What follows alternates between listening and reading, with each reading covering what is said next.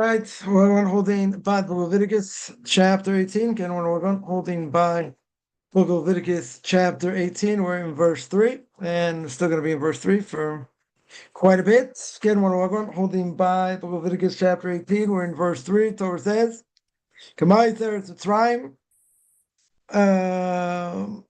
K'mais Eretz Mitzrayim. Yeah, K'mais Eretz Mitzrayim, Asher Yeshavtem Bo, Lo Tasu K'mais Eretz Canaan, Asher Ani Mevi Eschem, Shama Lo Tasu B'chol Krotzeim, Lo Selechu. So here the Torah says, after the deeds of the land of Egypt, where you're going to live, where we live, don't go after their deeds of the land of Canaan. Where I'm going to bring you there, you should not go after the ways, don't walk in their ordinances. So we said before that Rashi said that the Egyptians and the Canaanites were worse than everyone else, much more corrupt, right? Certainly much more corrupt than anyone else, and going to the land of Canaan. Again, the Canaanite clans there that the Jewish people are going to subdue are all more corrupt than anyone else. So then there's a little question over here. What does it mean? Don't go walk in their ordinances. And we mentioned about not going in their superstitious practices, not frequenting their theaters, race courses, all that. We spoke quite a bit. And last week we spoke about the Ramban, right? And what the Ramban said, basically how corrupt they were and how immoral they were. And all that. So that was the Ramban. Then we're going to start. We're going to start with the Kli Yakar over here. Now the Kli Yakar here says one of the great commentaries on the Torah. Kli Yakar here says, first of all, I have a chiddush. I have a novelty over here. Why it says the land they lived in, and that the land I'm going to bring them to. Right? It says again. And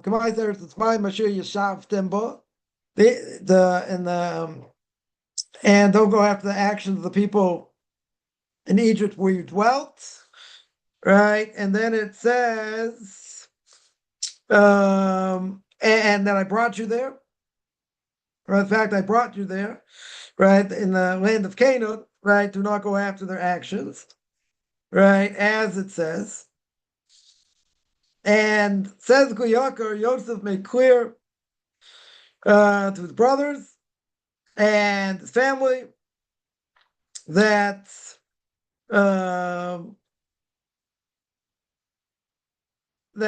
nonetheless going there, that the actions of the people were bad.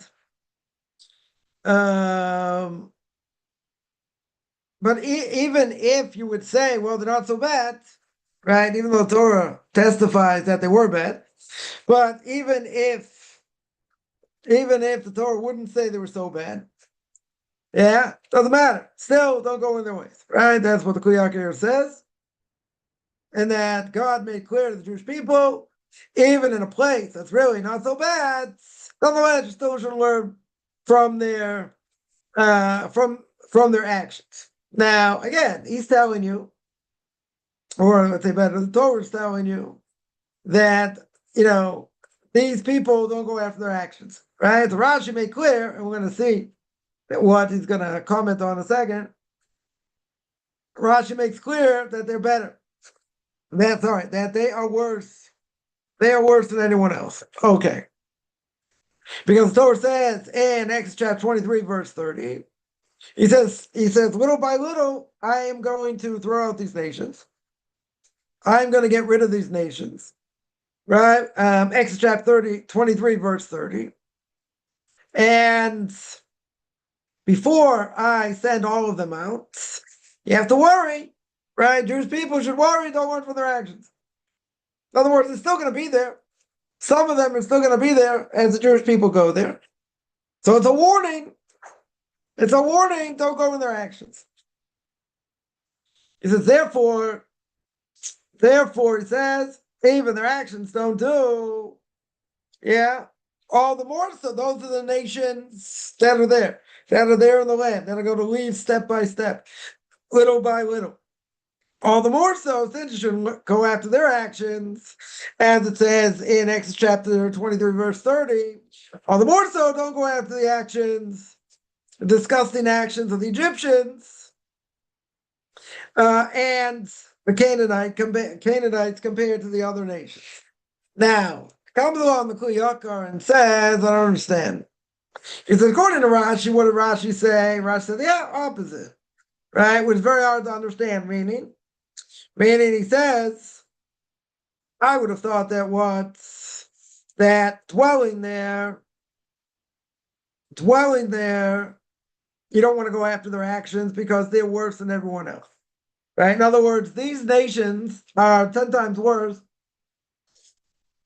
They are 10 times worse than any other nation. Yeah, so what's the inference? What's the inference the Kli Yakar says? The Kli Yakar says, Rashi, you want to tell me, don't go after these nations. These nations are much worse than everybody else. Very good. And what about the nations that are not as bad? What about the nations God's going to send out step by step? Yeah. So maybe those nations I could go after, right? I could go after their ways. Yeah, because he says those ones are not so bad. He says, God forbid to say that I could go after their actions. Right? In other words, it's telling you that even the nations that are in the land that God is going to send out, their actions are also bad. Okay, but they're not as bad. Not as bad as Egypt and the Canaanites, right? They are 10 times worse. So he says, God forbid to say that the ones that are not so bad, I could go according to their ways. Right? That's what he asks. He said, how can it be? How can it be? That's what Rashi means. In other words, he already said that before, and he said, even though some of the nations, maybe their actions aren't as bad, still, God says in Exodus, right, chapter 23, verse 30, little by little I'm going to send them out. Okay. I still don't want you to learn from their actions. Very good. Yeah, even the nations aren't as bad. Right? So he says, how can Rashi say, and how can Rashi explain that seemingly these nations are worse? Right? Egypt is a lot worse. The Canaanites are a lot worse. Very good. So would that mean that because they're so much worse, the other ones are not as bad, I could go according to their actions? He said, how can you say that? Right? How can you even infer that's the case? Right? So he says it can't mean that. Rashi cannot mean that. I mean, that seemingly that's what Rashi says. Right? He's telling you these are the worst of the nations. Right? Do not go after their actions. Now, says Kli Yakar, what can I infer from that? I can infer that, okay, they're not so bad. Right? These are the worst ones. Very good. So don't go after their actions. All right, what about the other nations? What about the other nations that aren't as bad? What do you want to tell me? Rashi thought that maybe you could go according to their actions. He said, how could you say that? Right? Right? It's an inference you can make according to what Rashi says. But he said, God forbid for him to say it. Right? God forbid that should be the case. So what's going on? What's going on? Says Kli Yakar. He says, I got a chiddush. He says, I got a novelty over here. What's the novelty? That a person should make a mistake. That a person should not say, after the fact they dwelt in the land of Goshen, right? That's where they were sent. Right? Yehuda went, right? Set up yeshivas, set up schools in Goshen. Right? And when they came, they separated from the Egyptians. Very good. So they had their own separate enclave there. Yeah, so after they dwelt there in Goshen, he said, for sure, I mean, it's not like they're the only ones that live there. There are other people who live there as well. So he says, don't make the mistake. Don't make the mistake and think, okay, they're going to go to Goshen, right? They're going to go to that part over there, and that the actions of the people around them are not bad at all. Not just that they're a little bit bad, or somewhat bad, but obviously compared to the Egyptians, whatever, they're considered not as bad. But don't make the mistake and think, oh, you're going to go there. You won't be affected. Like, these people are righteous. I don't think that, right? Because he says the facts. The fact that God brought them to a place. Yeah, they brought them such a place. What would be the assumption here? The assumption would be that God brought them to a place where they're not going to be surrounded. They're not going to be surrounded by people that are so bad. In other words, the temptation would be so great, there'd be no possible way for them to survive spiritually. Right? So what happens? They go to a land not their own. Yeah, the Canaanites were there, and they conquered the land because where the Canaanites come from. Canaanites, the genealogy is, they come from the seed of Shem. Right? Seed of Shem, Noah's son. Right? Noah's son Shem. Noah's son Shem, that's where they come from. Right? In other words, so they conquered the land. That's where they come from. So he says, therefore, God needs to warn them, make known to them that their actions are not good. You cannot go according to their actions. Even if you want to say, well, maybe their actions aren't as bad as the Egyptians or the Canaanites, he says, nonetheless, there's disgusting things that they do. It's embarrassing things that they do, and their actions all the more so to the others. In other words, a lot of things going on here. First of all, they're going to go to a land, right, that was taken over by the Canaanites. The Canaanites were an offspring of Shem, of the son of Noah. Now, he's telling you, they weren't the biggest, tzaddikim. They weren't the biggest righteous people. Yeah. Their actions were bad. Okay. Maybe you tell me their actions weren't as bad as the Torah here says.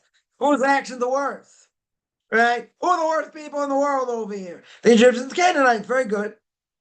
But you may tell me, maybe the other nations aren't so bad. Yeah? And God's going to send them to a place where they're going to be surrounded by this. Yeah? So he says, even if their actions are bad, we don't want you to learn from them, even if they're not as bad as everybody else. Now, what does that tell you? Right? What does that tell you? Before we get into anything else. Right? So I know a few things here. One is the actions of the Canaanites, the actions of the Egyptians. They're the worst of the worst. They're the scum of the scum, right? They are, when it says don't go after the ways of the Egyptians, we're going to see throughout this whole chapter, what are we talking about? Immorality. Most immoral people out there. Right? So you can ask the question why God put them there. Okay, good question. Nonetheless, God singles them out. And God says, don't learn according to their actions. Yeah, because they're the worst of the worst. But I would think, according to Rashi, that other nations that aren't as bad, you could learn from. So he says, no, we learn out that they come from the seed of Shem. Very good. Yeah, their actions also weren't so good. Nonetheless, God put them there. Don't go according to their actions either. Don't think because they're not as, quote unquote, they're not as bad. Yeah, I can learn from their actions. They're also scum of the earth, right? They're just not as big scum of the earth as everybody else, as the Egyptians and Canaanites. Okay. Now, what does this tell me? What does this tell me? This tells me beyond the shadow of a doubt, right? It tells me what? It tells me that a person's surroundings have an unbelievable effect. They have an unbelievable effect on the person. Yeah, and the actions of other people can have an influence on me. Now, people think, and they make a mistake, and they say, well, if your Torah is so powerful, yeah, and you're going to keep these laws, why is it you have all these restrictions? You can't do this, you can't do that, can't do the other thing, right? Why is it that the Torah itself is not strong enough to protect? Now, you can tell me, Some people would say there are a lot of laws don't make sense. People are not so into it, let's say, and people have a hard time keeping it, and there's reward and punishment and other things. But again, what does the Gemara say? The Gemara says we have an evil inclination. All right, spoke about this last night. Pirkei Avos, and ethics of our fathers. Just put it up that everyone's got an evil inclination. Now, there's an antidote to the evil inclination. What's the antidote to the evil inclination? Torah. Right? In other words, God created disease, so to speak, and he created an antidote. Very good. But what does the Gemara say further? The Gemara says further, the Gemara says very clear that the antidote is not enough. That the evil inclination is so powerful. Yeah, I need God's help to overcome the evil inclination. Now, if that's the case, why did God put out the evil inclination in the first place? Good question. Right? So we said before that Adam eats from the tree. Right? He eats from the tree of knowledge. And by eating from the tree of knowledge, he puts evil inside of himself. By putting evil inside of himself, he makes a declaration that what? He makes a declaration that every time I do the right thing, I'm going to elevate the body and elevate the soul exponentially. If, God forbid, he does the wrong thing, he's going to debase the body, debase the soul, right? Exponentially. Very good.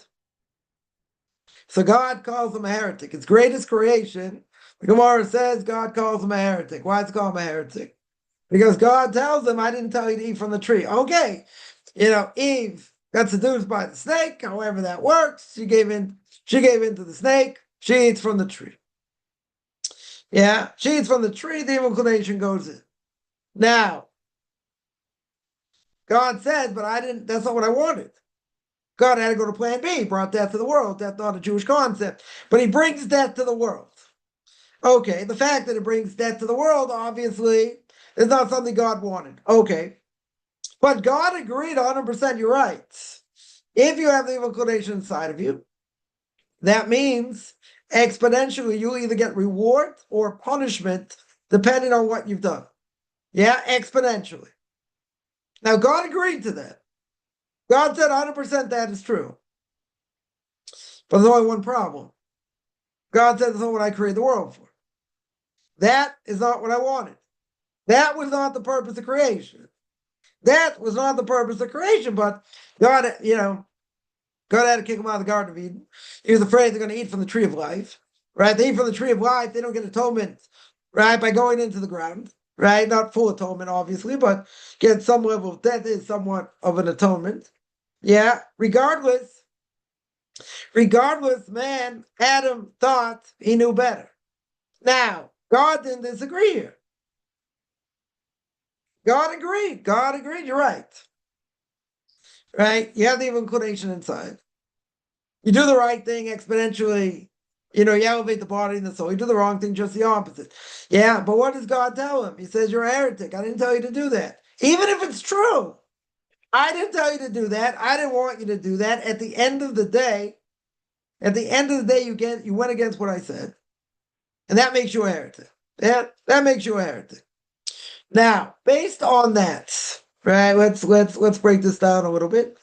So, based on that,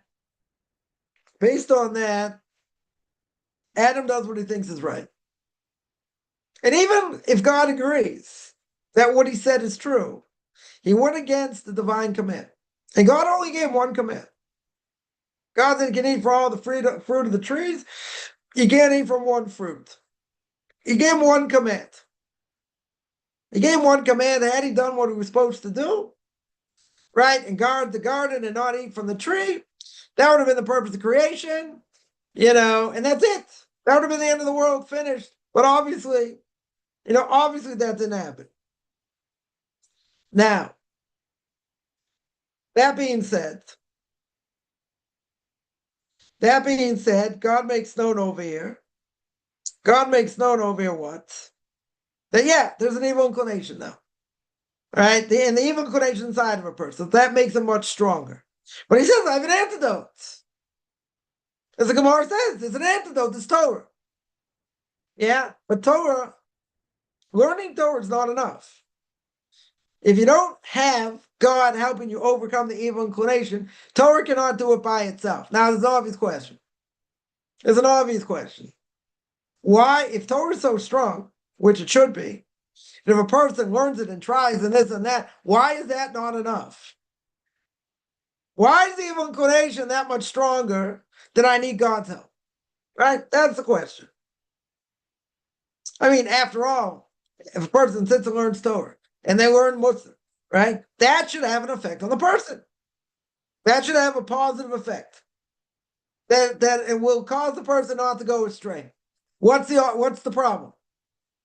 Why doesn't Torah do that? Right, by itself. Right? It comes along, Chosavavos. So Chosavavos brings down and duties of the heart. That's Chosavavos in English, duties of the heart. Chosavavos says like this. Now I mentioned this many times, mentioned again. When a person's born, right? A child is born. That child, right? Where does man come from? The Torah says. Man comes from the dust was created from the dust of the four corners of the earth. Right? From physicality. Right? From, something physical. So when a baby's born, what does that baby want more than anything else? Whatever it wants. Whatever its desire is, that's what it wants. So exponentially, every second of every day, child grows and wants more desire, wants more enjoyment. Child understands if I scream, I either get fed, I get changed, other things, and eventually as they grow up, the desires don't wane. It's not like the desires go away, they're still there. 100%, they're still there. So then someone will say, the Chosavavos says, but the soul goes in the body. Right? The soul, the difference of opinion when the soul goes in the body, whether at the time of conception or at the time the baby is born, right? For this, doesn't really matter. Whenever the soul goes in. The soul, the Ramchal says in Derech Hashem, in the way of God, the soul, the Ramchal says, the soul is so powerful it should destroy the body, essentially. That's what should happen. That's how powerful it is. But what happens when the soul goes in the body? When the soul goes in the body, the soul is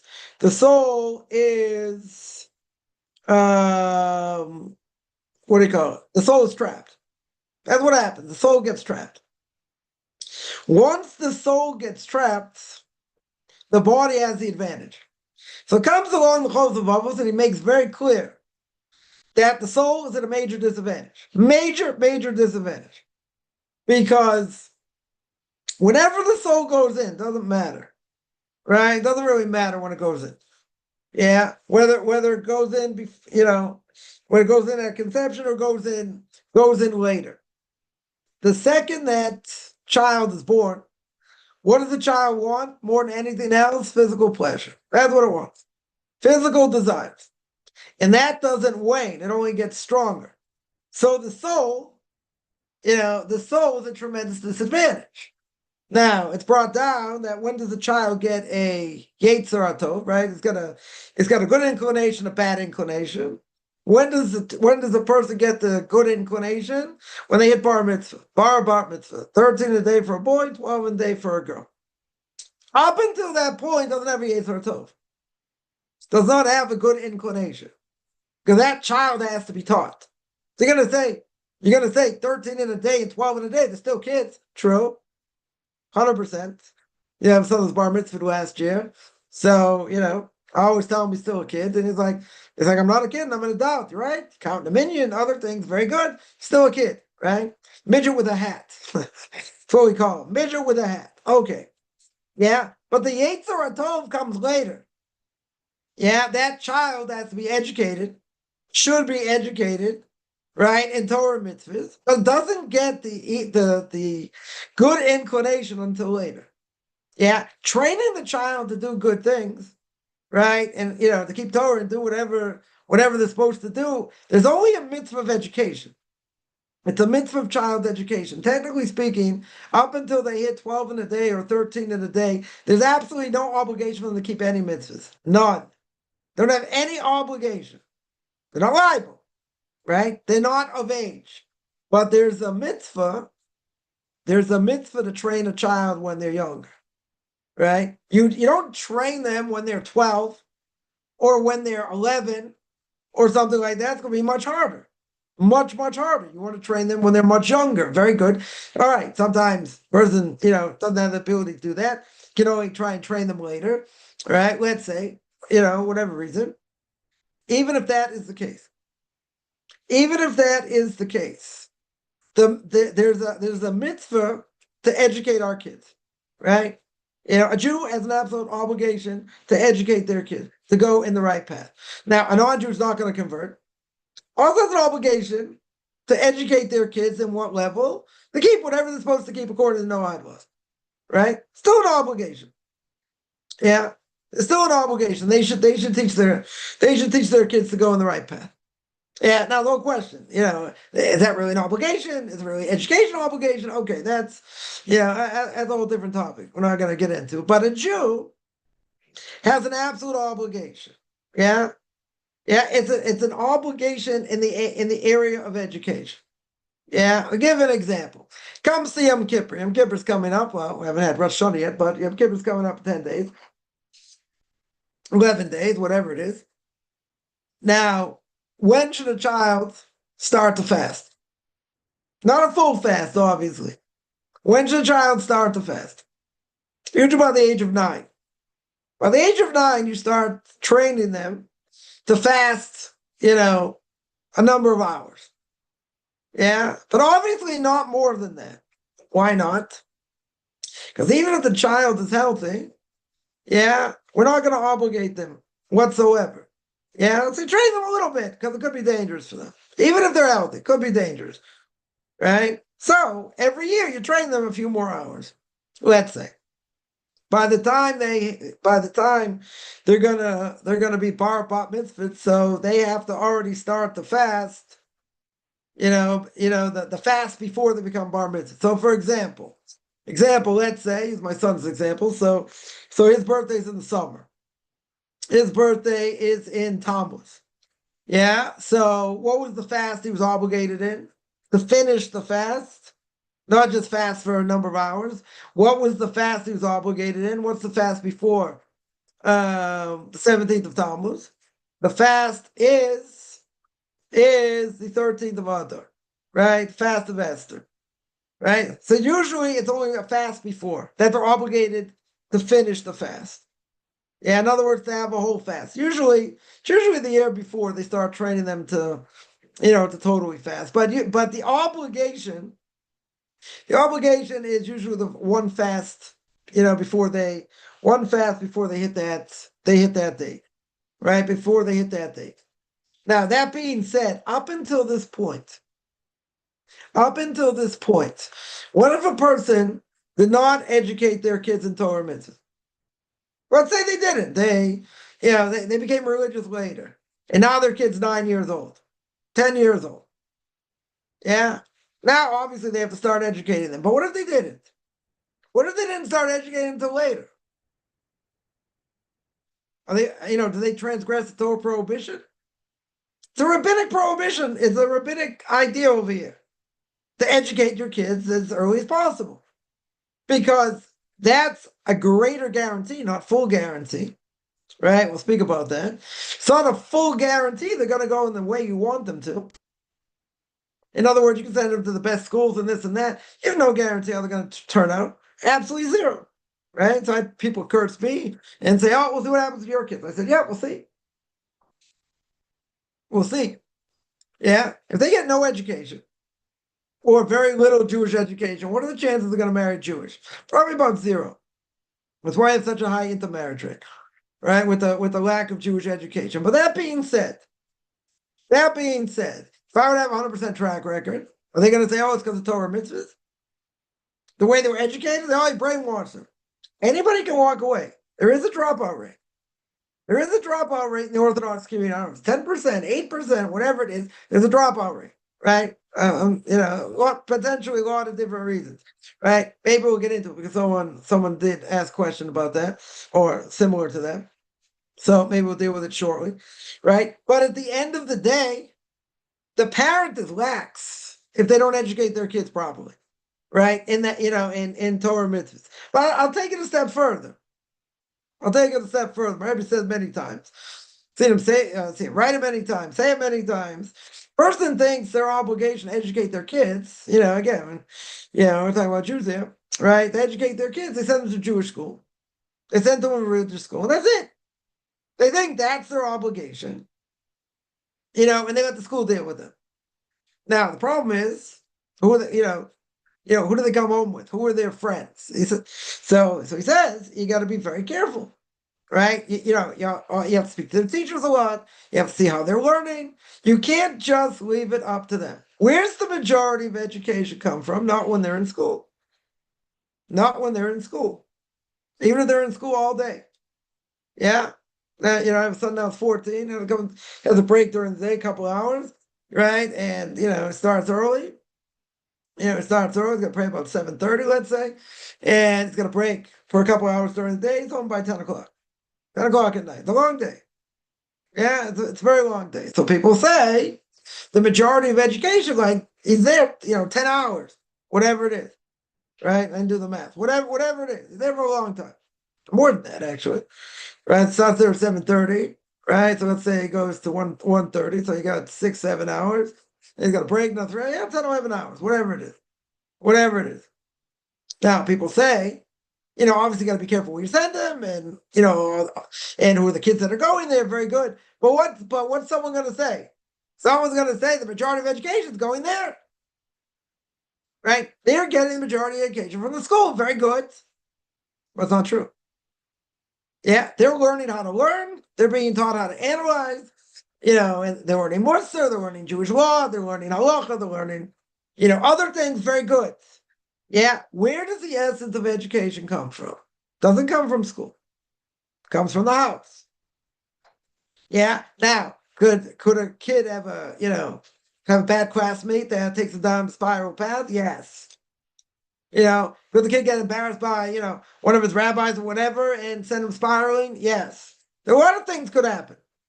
A lot of things could happen. Right? Someone told me years ago, many years ago, that one of the things you pray for, when your kid goes to yeshiva, is that he's got to get a good chavrusa. He's got a good study partner. Yeah. And he's got a good, group of guys that he hangs out with. Yeah, because they could destroy him. They could, inspire him, whatever, or go the other way. Right? You're going to say, well, what type of school has bad kids? Yeah, sometimes you have bad eggs.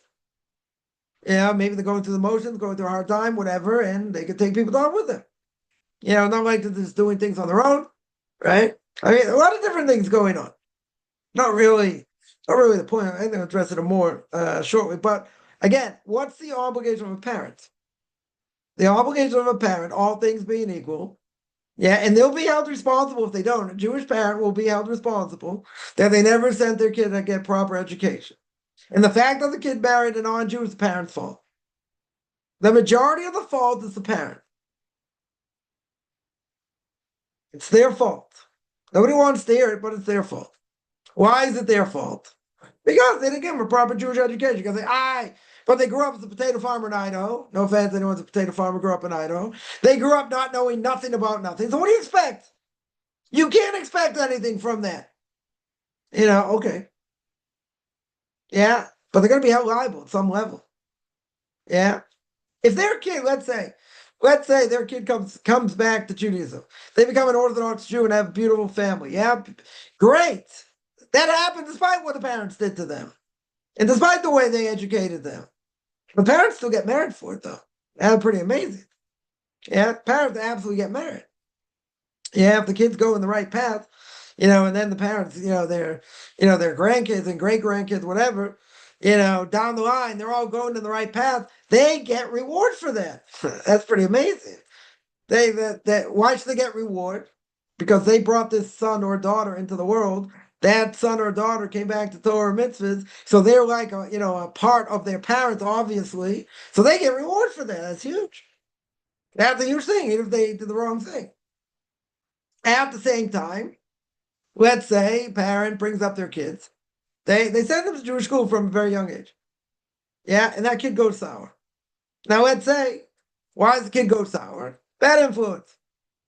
Yeah, bad influences, or let's say a person has a learning disability, right? Doesn't thrive, and they lose self-esteem.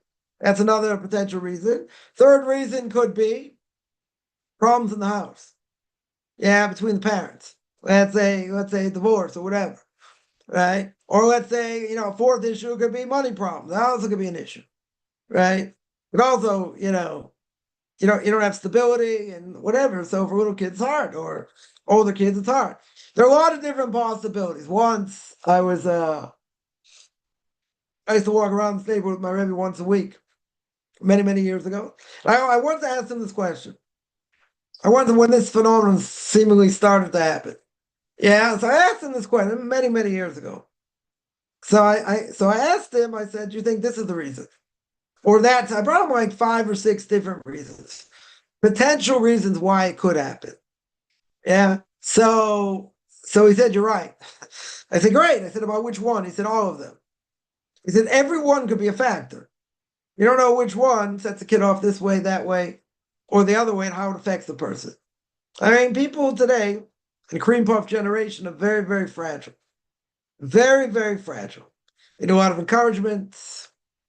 They need incentives. Some people would say incentives are bad because, if you pay them to learn, you give them drinks, you give them other things, they're not going to do it for that. But eventually, what most educators would say is the incentive is good. Eventually, they're not going to need the incentive. Eventually, they're going to come to it on their own. They'll enjoy it themselves. Yeah, but what do you do? Your kid doesn't like to learn. It's hard for him to learn. Yeah. Or for a girl, she has other issues. Yeah, maybe she got modesty issues, let's say. Or, she got some more issues, than a boy can have. But for the boy, it's harder. It's much harder. The reason is, first of all, they learn a lot longer. They learn many, many more hours. Yeah, they keep the girls busy, keep them off the streets, make them memorize all kinds of things and this and that. And that's the main reason. So they're not out and about. They don't have so much free time, right? One of the reasons. But if a boy doesn't like to learn, and he's not into learning, that's the essence of what it is, right? You're learning the sources of where Torah comes from, right? Of what we do, let's say better, what we do and how we live, right? It comes from all these sources. So there's plenty what to learn. Plenty what to learn. What if you don't like it? What if you don't enjoy it? There's some people get through the system. Some people get through the system, they didn't go on, but they didn't necessarily enjoy learning so much. Yeah, so again, it could be, a lot of different reasons. It doesn't speak to them, to big classes, maybe they have ADHD, maybe other things. It's not a perfect science. There are a lot of different schools for a lot of different types of kids. Right? People finally came to the realization not everyone's a cookie cutter. Meaning you can't, I spoke to someone once many years ago, and someone was a big time educator. Right. I told him, I said, you can't take someone who's round and try and force them into a square peg. Right? How do you take something round and put it into a square peg? You hammer it. So that's not gonna work. Kids are not stupid. They'll see right through. You cannot hammer someone if they're, in that way. So there are different schools for different types of kids. Yeah. Some will learn more, some will learn less, whatever it is, but what's the end goal? The end goal is you want them to love Torah. That's the end goal. And that they should marry someone who loves Torah, right? And they want to give that over to their kids and whatever. Now again, is it foolproof? Not foolproof. 100% not foolproof, right? We do have an issue. We have a dropout issue. Yeah, it's not a small issue. It's definitely not a small issue. Even if the numbers are 10%, that's high. Yeah. Right. So again, what's the reason? What's the reason? Any number of reasons I mentioned, plus this topic here. The pull of the street. A person comes from the best place. From the best place, best family, strongest learners, this, that. And the power of the street is very powerful. It's extremely powerful. Yeah, someone gets into certain things they shouldn't. It's very hard to stop. right? Things are very addictive. Very, very addictive, right? You can't, so we always say you can't straddle both worlds. It doesn't, it doesn't work. The conflict between the values is bad, right? It's bad, right? So back to our topic here. I'm going to take some questions here. There's a lot of questions here. The Kuyaka here is saying that even if you have a place, it's quote unquote not so bad. Yeah, not so bad. The influence could be atrocious. Could be absolutely atrocious on the person. Yeah, what is surrounding them? It could be absolutely horrific and have a negative effect. So, as we said before, the Torah in and of itself should be strong enough to overcome any of these influences. The problem is the soul is at a tremendous disadvantage, huge disadvantage. Yeah, the body wants to only go after the physical. The soul wants to go after the spiritual. Now, if you don't feed the soul spiritually, the body absolutely has the upper hand. And that body in general has the upper hand, right? Because, we're physical beings. We have physical needs, physical drives. Yeah. The soul, as powerful as it is, even if it goes in the body, whenever it goes in the body, it doesn't really matter, right? The point is that even when it goes in the body, if you don't feed the soul, because the soul's at a major disadvantage, how in the world is the person going to survive spiritually? The brother, oh, come on, if you, if you can't control your thoughts and this and that's the problem with you. Well, there's an evil inclination. Everyone's got it, right? Some have it stronger in this area, some weaker in that area, whatever it is. Everyone's got an evil inclination. Everyone has desires they want to do that are forbidden. A person gets married, right? We'll give an example. A person gets married, right? A Jew gets married. Let's make it better. Let's make it easier. So what does the guy say under the chuppah, under the canopy? He says, "Re'at mikudeshet li, v'tabazu kedas Moshe Yisrael."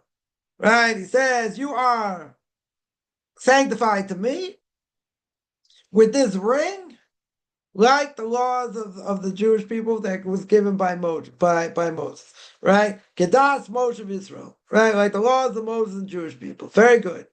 Now, person gets married. Yeah, Jew gets married, gives over the ring. He says this formula, right, in front of two witnesses. Very good.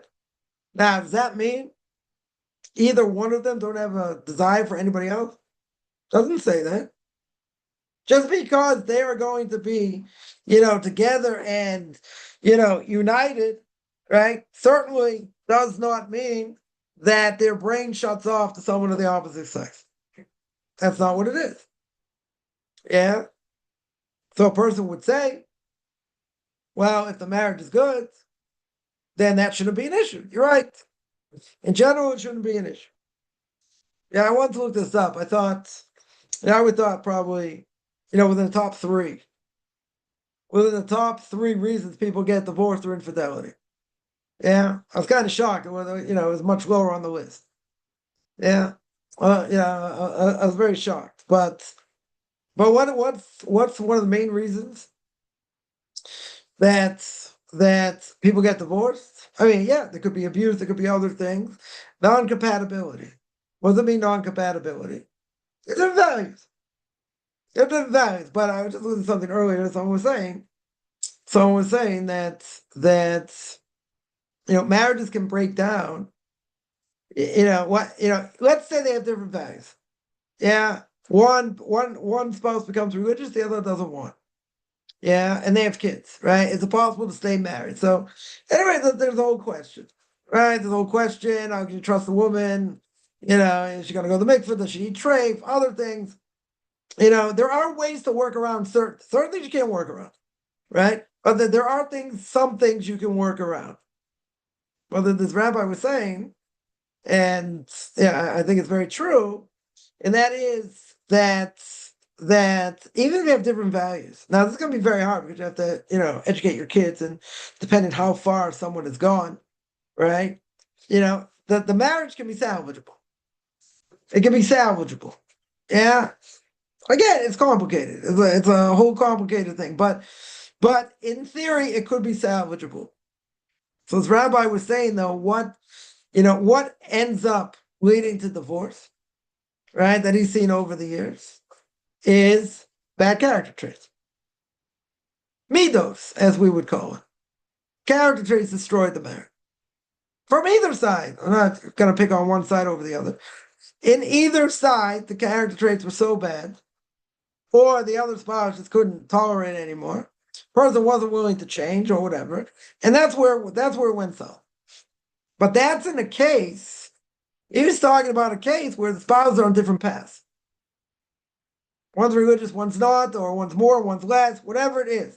But they're on different paths. They're not on the same path. Yeah, maybe they're on the same path at the beginning. Maybe one started ahead of the other one, whatever. Maybe they thought the other one was going to catch up, whatever it is. But here we're talking about somebody's on the same path, right? They're on the same path. And what happens a lot of times, let's say a person has kids, the kids are grown up, empty nest syndrome. Empty nest syndrome. Now what are they talking about? What connection do they have? Their main connection was through their kids. In other words, if you don't do anything, together, and you only have a connection through your kids, well, what happens when your kids are all grown up? How in the world is the person going to stay married? Right? The kids grow up, let's say. Now they have nothing in common. So what happens to all the years they were married? So they didn't work on it, right? Seemingly they didn't work on it. Okay, you tell me, they had a number of kids and, they had to survive. They're busy working and doing other things. Okay. And even if the values were the same, but that was the only common denominator years later, and it was never really worked on. You take a flower, right? Very good example. You take a flower, you don't water it, you don't give it sunlight. What's going to happen to the flower? It'll die. 100%, it'll die. Right? You can try this at home. It will die. Yeah, marriage is no different. Person can be married 20 years, 30 years, 15 years, whatever it is. But, if you don't take time to work on it, right, regardless of what else is going around you, find time for yourself, not just, dealing with kids issues or whatever. If you have kids, that relationship will go south. 100%, that relationship will go south. It's not about necessarily, I wouldn't say like midlife crisis, other things. These things play a factor, right? But what's the most important factor? The most important factor is you have time for yourselves outside of your kids. If you don't build that relationship or keep it going and do things together, regardless of what's going on with kids or whatever, that marriage a lot of times is going to need a lot of serious help. Because once the kids are out of the house, you're not dealing with that. If that's the only thing you had in common at that point, it's only like you have functional discussions about I deal with this, deal with that, practical things, okay. But that bond, what happened to that bond? What happened to that bond 20 years before? Yeah, the reason that you were together in the first place went out the window. 100% went out the window. Why? Because it wasn't nurtured. It wasn't worked on. Now, again, you got to make effort to do that. People have date nights once a week, once every week and a half, 2 weeks, whatever. You do something outside of what's around you. Because if you don't do that, that marriage will suffer. Right? So even as powerful, let's just go back to this point and I'll take questions. Right? Even as powerful as the soul is, if I don't feed it, and it's the same idea. If I don't feed it with Torah, soul is insatiable. If you don't feed it with Torah, what are you going to feed it with? Or they'll feed it with garbage, sports, entertainment, drugs, I don't know, whatever. They'll feed it with garbage. Yeah, because they don't have Torah. If you don't feed it with Torah, the soul dies. Not physically. Or not even spiritually, it'll die. Yeah, you got to feed it. You got to give it life. The way you give it life is by keeping Torah mitzvahs. Right? So if I do the right thing, I strengthen the soul. If I do the wrong thing, what happens? I weaken the soul. Right? It goes both ways. So the soul, as we said before, tremendous disadvantage. Huge disadvantage. Since the soul's at a huge disadvantage, I need God to help me over here. I absolutely need God to help me over here to overcome it, but I need Torah mitzvahs. That is the antidote. But the antidote alone, because of the power of the world, the power of physicality in general, even with Torah and mitzvahs, doesn't help unless I have God's help. It's a mind-boggling thing because the influence around us, right? The fact that a child, as the Chosrof says, day in and day out wants physical pleasure. Yeah, it wants physical pleasure. How can the soul fight against that? As powerful as it is, how in the world can the soul have success? The only way the soul possibly can have success is that the person is feeding it with more Torah, more Torah, more Torah. That's it. That is the way the soul gets strong. Yeah, but again, it's always being tested. Tested by the environment, tested by what people say, tested by what you think, tested by what you hear, what you see, right? All these things are an unbelievable test, right? So the mistake over here would be to think, and this is what Rashi cannot mean, right? The mistake would be, okay, these places are not so bad. They're not so bad. Compared to Egypt and the Canaanites, yeah. These places are not so bad. Okay. What do you think? These places are not going to have influence? They don't have horse racing. They don't have movies. They don't have entertainment. They don't have sporting events. They don't have other things, right? To take a person away from Torah. Of course they do. Oh, but the other places are much worse. Okay. So we agree. We agree that it's much worse. But to say, and Rashi can't mean this obviously, but to say that these places, even if they're not as bad, I shouldn't worry about it. Even, I'll take it another step further. Let's say a Jew, lives in a Jewish area, right, with religious people. So there are good things. There might be bad things, but you can have religious people. You don't want your kids associated with their kids because of their own influence, but they're religious. They go to my kid's school. Or whatever. They see them in the neighborhood. Whatever it is. Okay, is it better than being around non-Jews and their values? Sure, definitely going to be better, but they can also have bad values, right? This is one of the things Rabbi said. Who your kid hangs out with, where he goes, right? So someone once asked him, what's a better school to send my kid to? Now, a school that's on a higher level is going to learn a lot, but kids come from not so great backgrounds and families, or to be in a place where the families are much better, much stronger, in their Judaism in many ways, but they're going to learn less. So he said the latter. Better they be around better quality people, i.e. better Jews, and Jews more committed to Torah mitzvahs, even if they learn less. Doesn't matter. Even if they learn less, that's better than being around other people, even if they're going to learn more and it's on a higher level, but they can take your kid down a bad path. Yeah. Yeah, so it's much better to do that. But again, there are a lot of, we can't judge today, let's say, even the best of families, right? Even the best of families, let's say, they have a kid or two that have gone off or whatever the case is. Now, part of it is part of the parents' fault, for sure. They're going to get some of the blame. But at the end of the day, there's so many other factors involved. Power of the street. Yeah, power what they bring into their house, wherever their friends are, learning levels. I mean, there are a million different things, that could turn a kid off, right? Many, many different things, right? And again, it's not for a person, it's not for a person to judge. At the same time, got to be careful. If we have kids and they're going to a Jewish school, you got to be careful who their friends are. You got to be careful what they're doing after. And again, sometimes you don't have control, right? Sometimes you don't have as much control as you want to have control. Yeah, and your kid will suffer because of it. But there's only certain things you can do. Yeah, so let me take a lot of. There are a lot of questions here. 1 second. Someone says if Noach was a tzaddik, which he was, right? Noach was righteous. Definitely was righteous. What came? 1 second. How is it possible what came from him wasn't? Um, so you have Abraham, right? Abraham had Isaac and Ishmael. Yitzhak has Yaakov and Esau. Right? You can ask about anybody. Like, why didn't their kid turn out?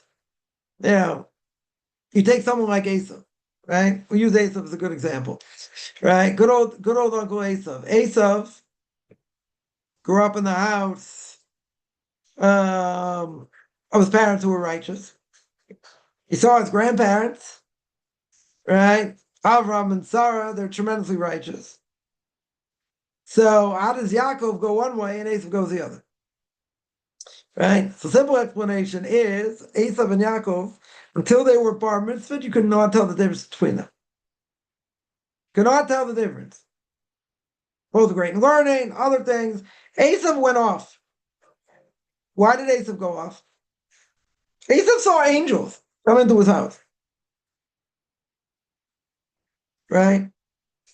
So it's very hard to understand. They both saw the same thing. Esau needed to be helped more in different ways than Yaakov. Okay. But Esau could have been great. The Chidah, one of the great rabbis, more than 400 or 500 years ago. The Chidah says that Esau was 1,000 times greater than Yaakov. Let that sink in. 1,000 times. Now people say it's a good, but it's a little bit of an exaggeration. 1,000 times greater. I mean, we have any idea how great Yaakov was? But what was his point? He could have been greater. He could have been an Avo. He could have been enough, right? Avram, Yitzhak, Yaakov, Esau could have been enough. He could have had he could have had half the Shvatim. He could have had half the tribes. Half would have gone to Yaakov, half would have gone to Esau. What happened? Why didn't Esau reach that potential? Why didn't he reach that potential? What's the reason? The reason he reached that potential is because his mind, as great as it was, understood what the right thing to do was, but his evil inclination, his heart took him away, destroyed him. It's one of the reasons his head is buried in the cave of the patriarchs, not his body. Right? The Medrash says. Why? Or the Gemara brings that out. Why? His body destroyed him. His body went after the physical. Yeah? I mean, way after the physical. And he's willing to give up his portion of the world to come. It's also hard to understand for a bowl of lentils. Give me some of that red stuff. I'm going to die. So what does Yaakov do? Sell me a birthright. What's my birthright worth? Sell it! He sells it. Okay. And then he takes it a different way also. Dresses up as Esau, whatever. Yeah? He didn't understand what spirituality is. He didn't have a clue what it was. Of course he understood what it was. But his desires were so strong. His evil inclination so strong, destroyed him. 100%, totally destroyed him. Right? So then the question is, right, here's the question, how is it possible that some of his kids came out wrong? Yeah? Because that's the power of the evil inclination. Just because the person's parents are righteous, and the grandparents are righteous, and whatever, doesn't mean they're going to be righteous. Torah is not an inheritance. Right? It's not an inheritance. Right? Everyone has to carve out their own path in Torah. Right? Again, within boundaries. Within the right boundaries. Yeah, they have to carve out their own path. Now, it might be the same path as the parents. Maybe it'll be a little bit less, maybe more in other ways. I don't know. Whatever it is. Whatever it may be. But the power of the evil inclination is so strong. Yeah, and society around us is so strong. What happens? Can put different things in our minds. Make us think in different ways. So even a person will give up hope and say, look what happened to Esau. If he grew up in such a house, and he saw angels, that's one of the reasons he said that Yaakov sends messengers to him. They were messengers disguised as angels. Yeah? Because he wanted Esau to understand. Even though he's got a big brood, he's got a big family, he's got wealth and other things, he's still very strong in spiritual terms. Right? He wanted to try and show him in spiritual terms. So he sent angels to him. He understood what angels were. So that makes the question harder. If he saw angels, he saw how great his parents, the grandparents were, how can it be? How can it be? Went astray? It's a good question.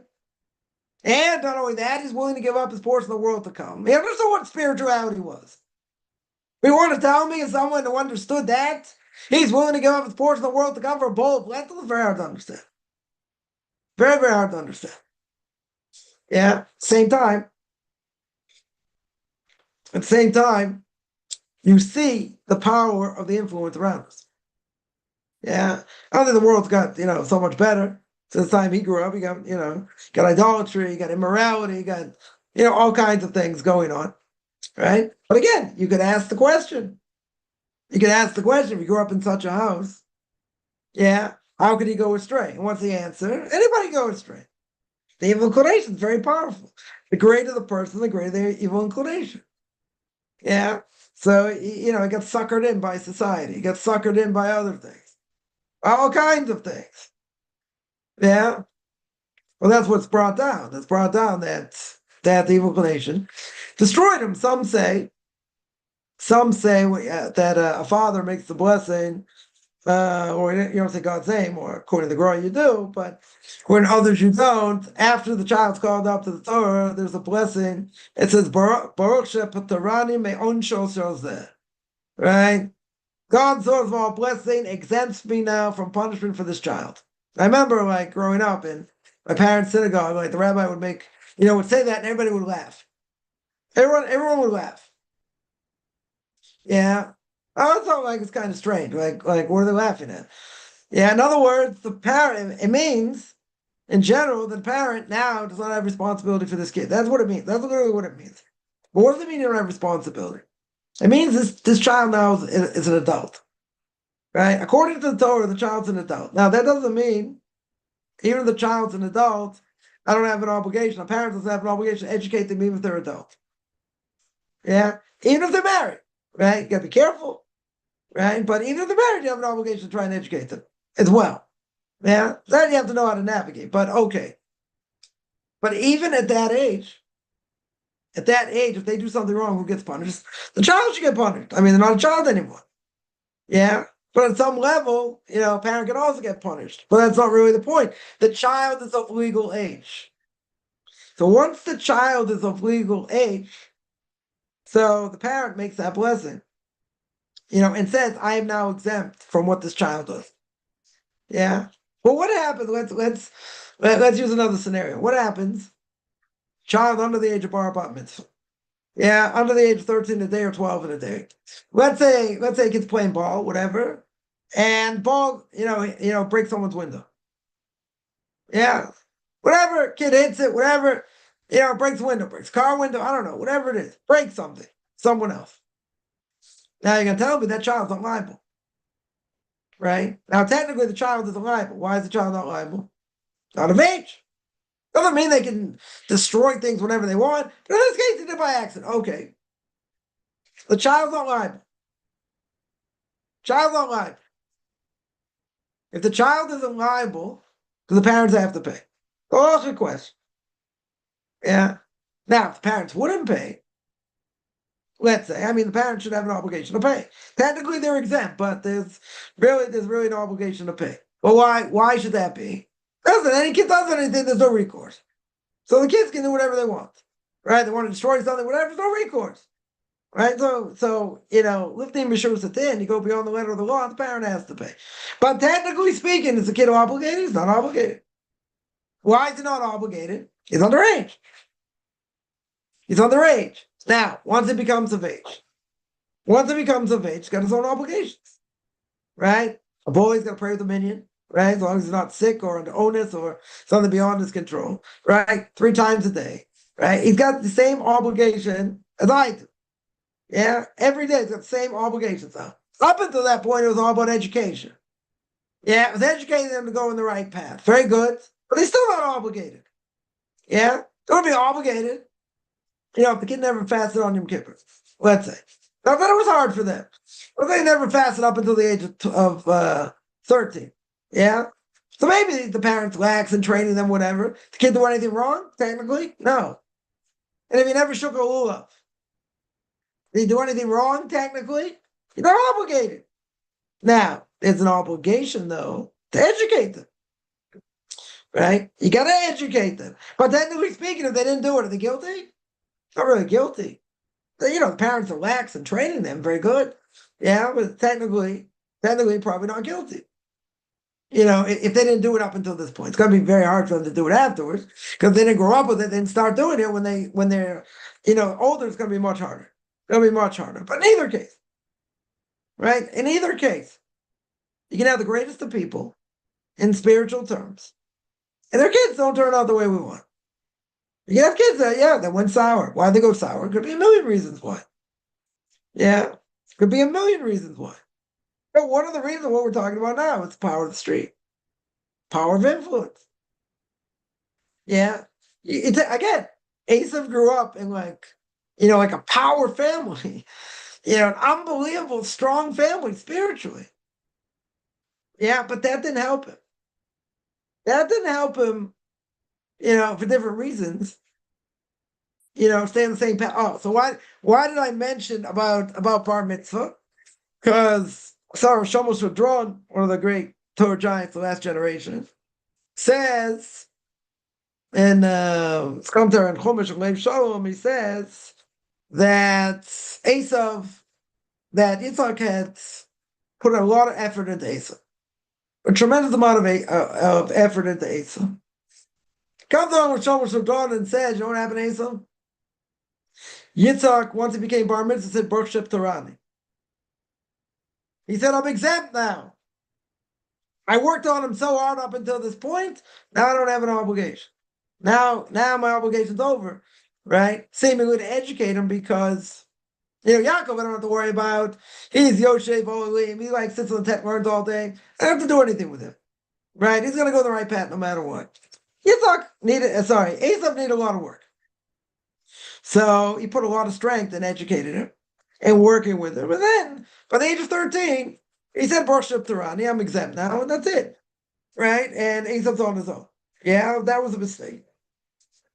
Right? Shlomo Shadron says he's got liability there. Some level of liability. Because education doesn't stop when the kid becomes bar mitzvah. Education doesn't even stop when they're married. I see this by my Rebbe, say things to his kids or whatever. They're married, they're much older. They're much older. It didn't stop him. Didn't stop him for 1 second because the obligation of education, again, you have to know how to do it, and still have a relationship with that, even though they're married, right? Still have an obligation to try and, put them in the right direction, whatever it is. And that didn't stop him. That didn't stop him from giving mussar or whatever, saying things. Because the parent's job's never done. It's never over. Right? You don't just say, well, now I'm married, I don't have to worry about it. No. I'm not saying you have to get involved in their everyday life.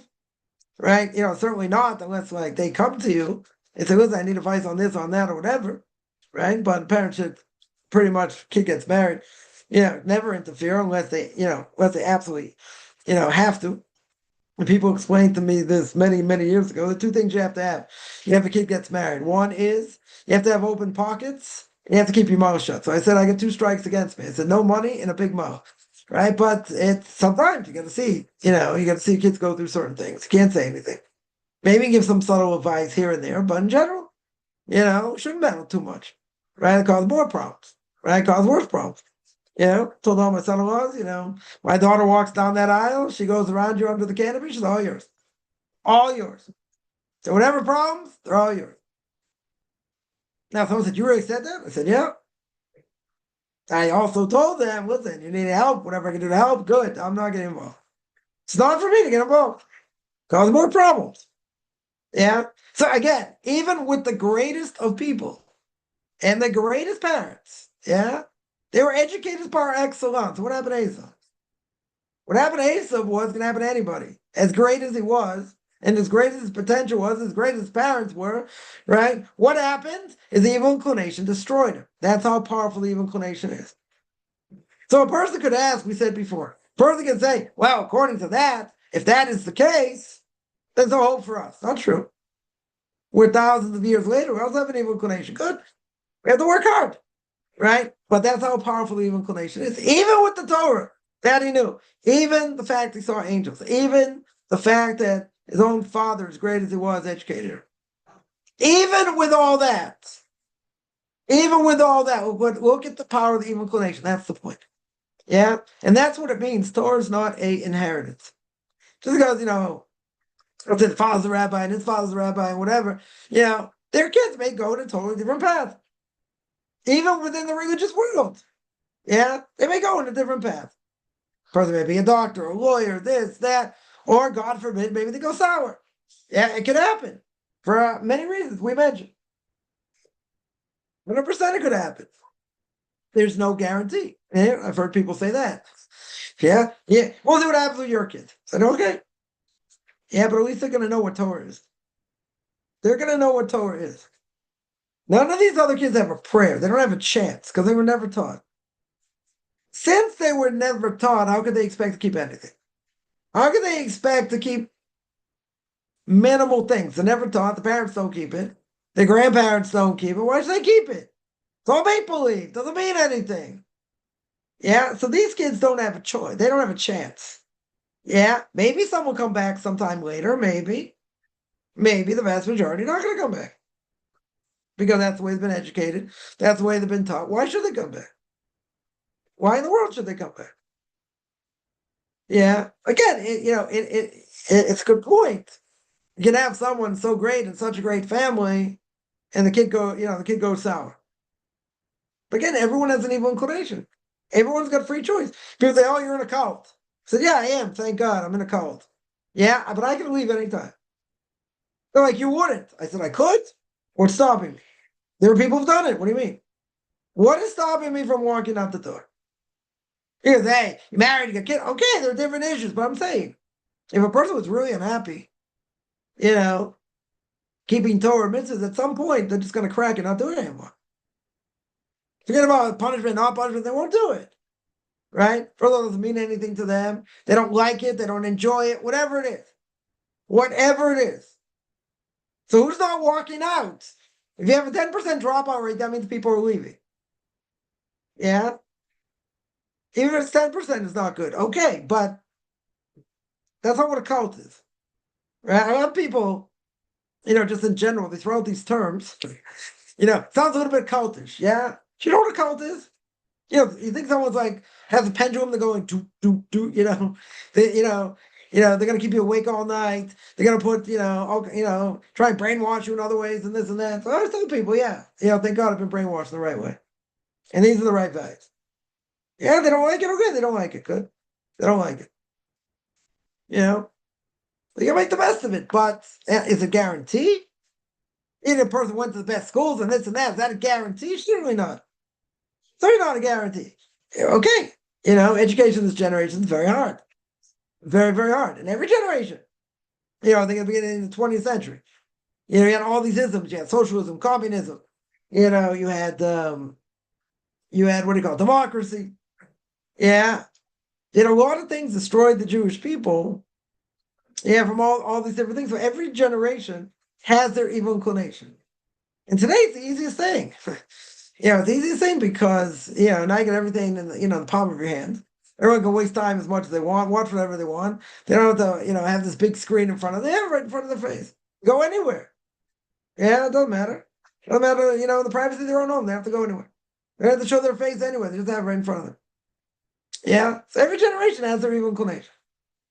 Yeah. So you gotta say, oh, the generation is so much worse than other generations. No, it's a different types of evil inclination. Yeah. Doesn't mean the evil inclination isn't strong. Plenty strong. Plenty strong today. Then someone asks, okay, wasn't a reptile other than a snake? I mean, it's pretty clear it's a snake. I mean, that's the question of the snake itself, without really going into it too much. The idea of the snake was how the snake speak. One opinion is the snake represents evil inclination, the angel of death, whatever you call him, the Sultan, whatever you want to call him. Yeah. Yeah. So one explanation is the snake really couldn't speak. Yeah, the Sultan spoke through the snake. Yeah, one explanation. Right? I mean, most agree it was a snake. It was definitely a snake. Yeah, the snake had legs, and then the punishment was got legs chopped off. Right? You can see the appendages underneath. If you take a snake and you turn them upside down, the place where there should be legs. Yeah, obviously there aren't, but That's one of the punishments, that it got its legs chopped off, and it's going to have food for the rest of its life. It's going to, everything's going to taste sandy or whatever, right? But all, that's the curse. The reason it's a curse is because it never needs God. Always has plenty of food, right? Never going to lack, right? So the snake never needs anything. Yeah, but it was a snake. I mean, it's pretty clear according to our sources. Anyway, that was a snake. According to Christianity, it's a whole, what the snake represents, it's a whole different thing. It's a whole different thing, right? How they bring it down or whatever. But the evil inclination dissuades people from Torah, right? That's exactly what it does, right? But what's the purpose of Torah? The purpose of Torah is to overcome the evil inclination, right? I mean, the purpose of Torah is to draw a person close to God. That's the purpose, right? That essentially, right? That essentially, um, um, that essentially, um, that essentially is the purpose. Right? The purpose of what we do is draw close to God. But there are a lot of obstacles, right? And one of the obstacles is called the evil inclination. Yeah. The obstacles can be in the form of family issues, can be in the form of health issues, it could be, parnos, livelihood issues, could be all these three combined, could be all kinds of things. Yeah. All kinds of upheavals, ups, downs, all the time. Yeah. So evil inclination is very, very powerful, extremely powerful. Yeah, at the same time, it gives us the ability to try and overcome it as well. And it makes us who we are, makes us much stronger, that's for sure. Yeah, that is for sure. But what do we pray every day? We pray every day in the morning, yeah, that we shouldn't be tempted. We shouldn't have trials and tribulations. There's a catch 22. If I don't have trials and tribulations, that means I don't grow spiritually. Right? If everything's good, person has livelihood, person has, a good family, livelihood, all good things going on. Are they going to praise good? I mean, one of the prophecies, in the book of Deuteronomy is that the generation before the Messiah comes is going to be unbelievable wealth, in the Jewish community. And so, what does God say? They're going to have such wealth, they're going to forget about me. They're going to kick me in the head. Well, isn't that the truth? Person, I learned one thing, I remember in my ninth grade social studies class. Power corrupts. Absolute power corrupts absolutely. Yeah, meaning person has money. You have 100, you want 200. 200, you want 400. Right? It never ends. Right? King Solomon says in Proverbs, money is something the person's never satisfied. You always want more. People in business, it's in their blood. They can't get it out of their blood. Yeah, another deal, this, that. The art of the chase, whatever it is. Okay. You win, you lose, you make more, you make less. Yeah. But it gives us the ability to overcome. It makes us who we are. So going against our evil inclination, which differentiates us from animals, right? As Rav Eli Lopian says, a blessed memory. Someone says, "I can do what I want." Yeah. So a person will say, as Rav Eli Lopian says, a person can say, "Well, animals all say the same thing. They can also do what they want." So he says, what differentiates between man and animal? The ability for man to go against his desires. That's what it is. To go against his desires. Animals can't do that.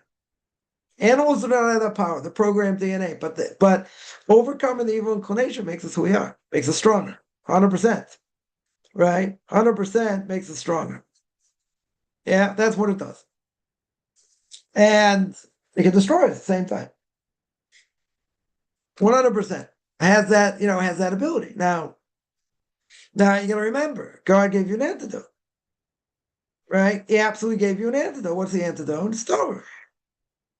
As we said, but isn't there, don't we need God's help? We need God's help. We need to work hard. Yeah, 100% we need to work hard. 100% we need to work hard. Yeah, but at the end of the day, it's very powerful. It can make us who we are or not. So I'm going to explain Trumas and Maasros. Yeah, sure, the Maasros is where there's fruit for the land of Israel. Right? The Torah says you got an obligation to take tithes from it. Right? 10%. Yeah, 10% from it, 3% from it, whatever it is. Right? Yeah, you have to set some of that aside. Right? And the rest you can eat.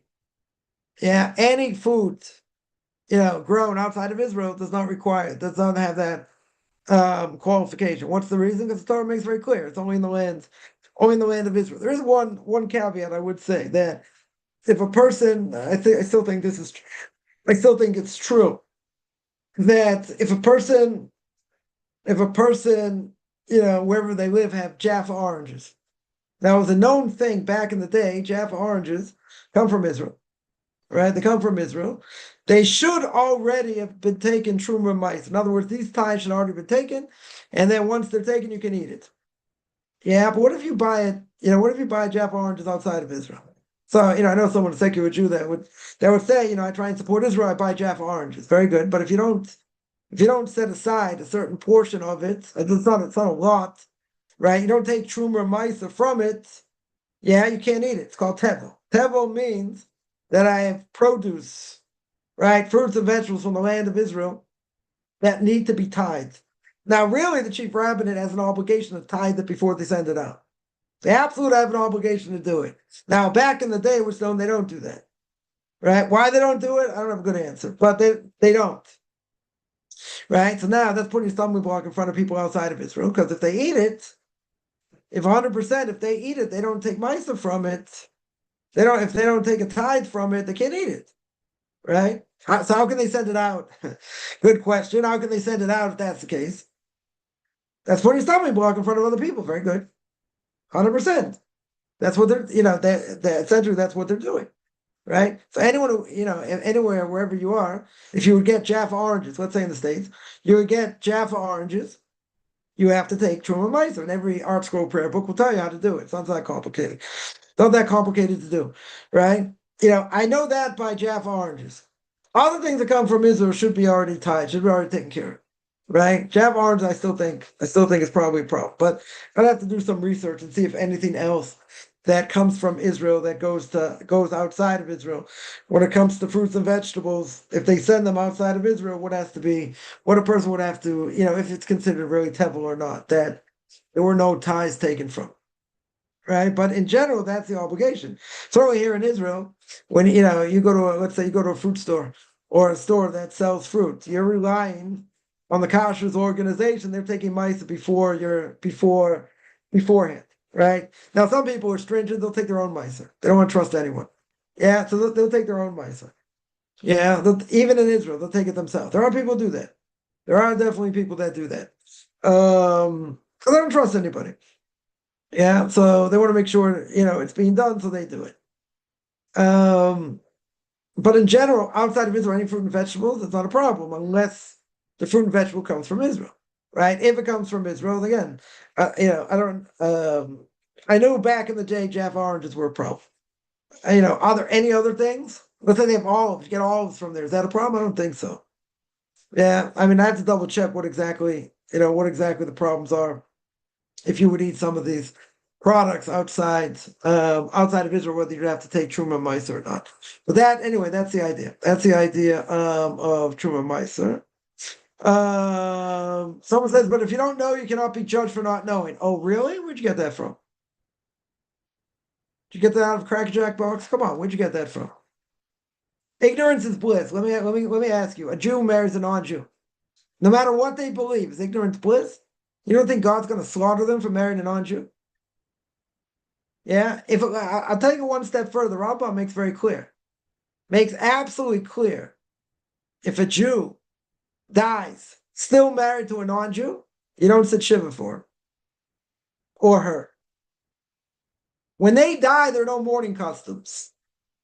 If you're a sibling, yeah, well, God forbid it's a parent. Let's say a parent married a non-Jew, right? Man, woman, doesn't matter. They marry a non-Jew, the parent dies, the non-Jew's still alive. You don't sit shiva for them. That is what the halacha is. Pretty harsh. Yeah. So you want to tell me ignorance is bliss? If you would ask, let me ask you. Or let's say better. Let's say a Jew. You'd ask a Jew that belongs to a synagogue, Reform, conservative, doesn't really matter.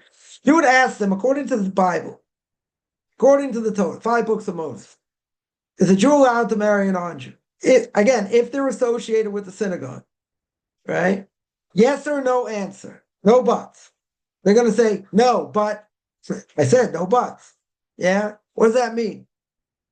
It means if you're associated with the synagogue, in general, you know that a Jew should never marry a non-Jew. You want to tell me ignorance is bliss? That they're not going to get slaughtered later? Yeah? Now, if they didn't belong to a synagogue, yeah, and they give you Webster's 8th definition about Jews marrying non-Jews. No, it doesn't mean that. But they know on the books. They know on the books you're not allowed to. Yeah? You want to tell me ignorance is bliss? For certain things, yes. Certain things, yes. Certain things, they're in serious trouble. A secular Jew desecrates Shabbos in public. If they touch my wine that's not cooked, can I drink it? No. Can I answer amen if they make a blessing? Good question. No. Yeah? Can I give them an honor in synagogue? Can I call them up to the Torah? Now that depends. Many won't call them up to the Torah. Yeah? There are repercussions for what you do, for some things. For other things, okay, we can be lenient because they don't know anything. Okay, but some things are not true. Some things we're going to absolutely slaughter them. Even if they don't know anything. There are certain things they should know. Yeah, 100% they should know. Yeah, but on the books, a secular Jew marries a non-Jew. That secular Jew dies, there's no mitzvah sit shiva for him, none. You shouldn't sit shiva for them. The Rambam goes one step further. He says that you should celebrate. You should have Olachaim. Have some schnapps. Have a little bit of scotch. Why? Why should you have a little bit of scotch? Because this person this is very serious in here.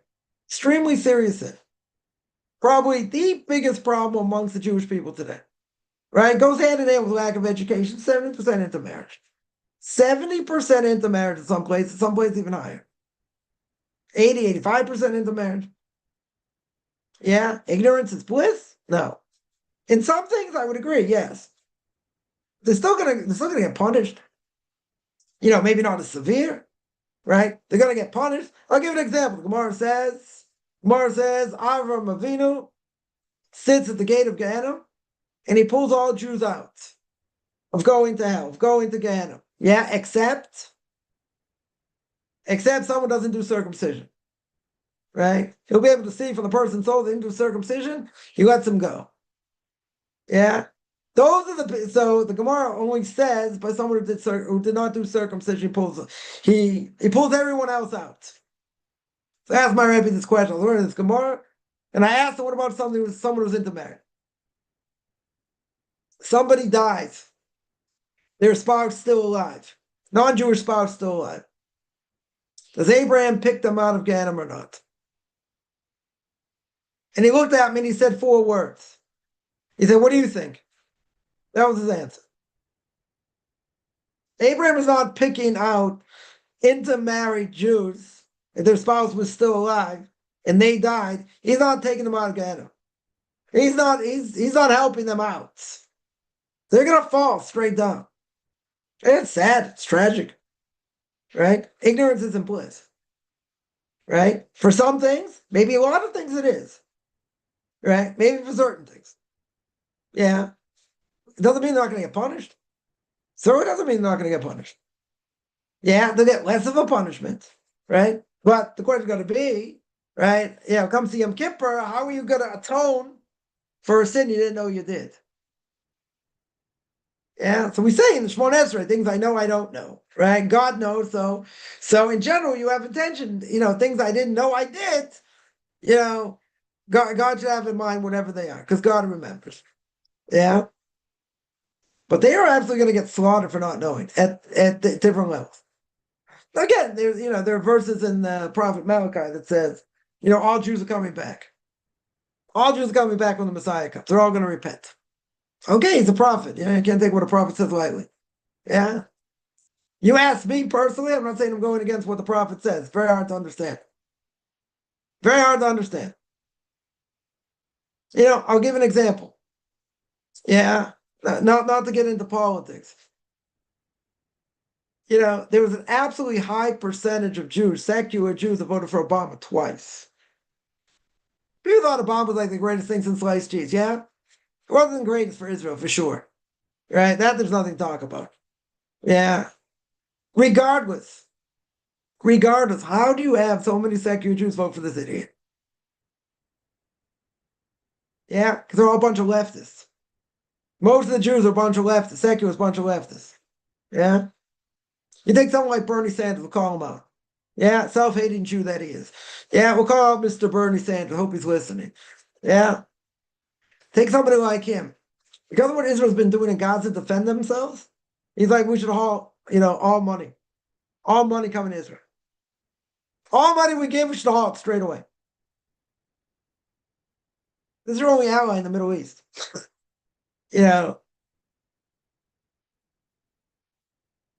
is who you're dealing with. It's who you're dealing with on the left. You have Jews that hate Israel. Hate what Israel does. Hate right-wing people, right-wing governments. Well, whatever. Yeah. You think he knows one thing about Judaism? He doesn't know anything. Probably can't even read the alphabet. Not even going to give him that credit. Probably can't even read the alphabet. Yeah, self-hating Jew.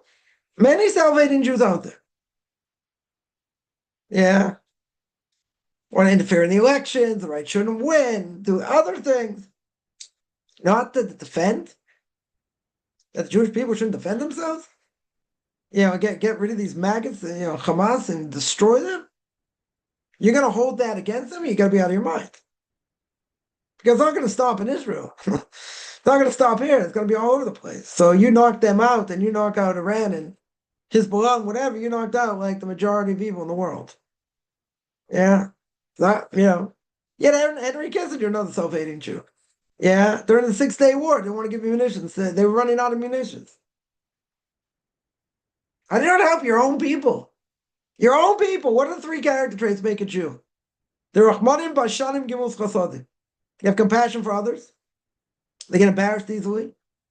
Yeah. And they do a lot of chesed. A lot of acts of loving kindness. Like, say a person in that position. You want to show you're too Jewish. You don't want the nations to hate you. You don't want to show favoritism. You want to show this. You want to show that. Your own people are going to die. Seriously? Your own people you're willing to let die? That's what happened during the Holocaust. They had an opportunity. They had an opportunity to ransom tens of thousands of Jews in Europe. Yeah. Yeah, they made a deal with Eichmann. Yeah. Israel didn't want. They had money. They had money to ransom Jews. They didn't want these Jews. They didn't want these, religious Jews. They got blood on their hands, tremendous blood on their hands. Could have saved tens of thousands. Tens of thousands. Yeah. So what does it mean they don't know? Okay, you tell me something like that, they've been educated. Good. To let your own people die, though? That's how far it goes? That's how far these leftists go? Yeah, there's inner hatred. The spark of a Jew inside them, they hate religious Jews. And it makes sense because we make them feel guilty. How do we make them feel guilty? Just by being who we are. Just by being who we are. We make them feel guilty. It's the way we dress. What we do. Yeah, they're the worst. They're worse than non-Jews. Right? They're just as big anti-Semites as non-Jews. Yeah. So you see, it's the way they grew up. They don't know it. Okay. Yeah, that's true. But ignorance isn't bliss. 100%. Lahav, they will make a big distinction here. Yeah. Ozzy Osbourne. We'll quote Ozzy Osbourne. Yeah. Ozzy Osbourne was married to a Jew. Say whatever you want about his music. I was never into his music. But, he was married to a Jew. One of the things he said with all the anti-Semitism, as he was dying, right? As he's dying, he says, I don't understand. Why do people hate Jews so much? Ozzy Osbourne! Even he understood to a certain extent. But Jews don't get it. Jews absolutely don't get it. And if they would have voted for this idiot, would have voted for Kamala, what you would have done? Yeah, there wouldn't be any relationship with Israel. Like they're chastising Netanyahu and the government and this and that for defending themselves. And she already was going to bring it up about sending arms and not sending arms, which would be in some ways it might not be such a bad thing because we shouldn't rely on them as much anyway. But Yeah, we need them. You need someone good in Washington. Trump's been the best anybody. Whether you like him, you don't like him, doesn't matter. Right? The fact is he's been better for Israel than anybody combined. Anybody. Yeah, it's kind of amazing. Yeah, it's kind of amazing. Yeah. But again, fact that they don't know doesn't mean they're not obligated.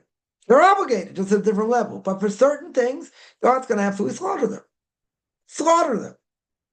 Yeah, intermarriage being one of them. That's a huge one. God's going to look the other way and say, oh, they didn't know? They didn't know they should have married a non-Jew? They didn't know that? Now, again, everybody knows that. Everybody knows on the books, Jews don't marry non-Jews, right? Shouldn't say everybody. Anyone associated with the synagogue knows that. That's very clear. You want to tell me that people don't know? Okay.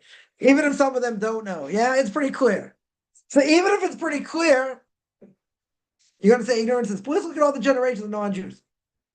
If that woman isn't Jewish, all those generations, unless somebody converts along the line, you don't have the proper conversion, they're all non-Jews. You want to tell me ignorance is bliss? No.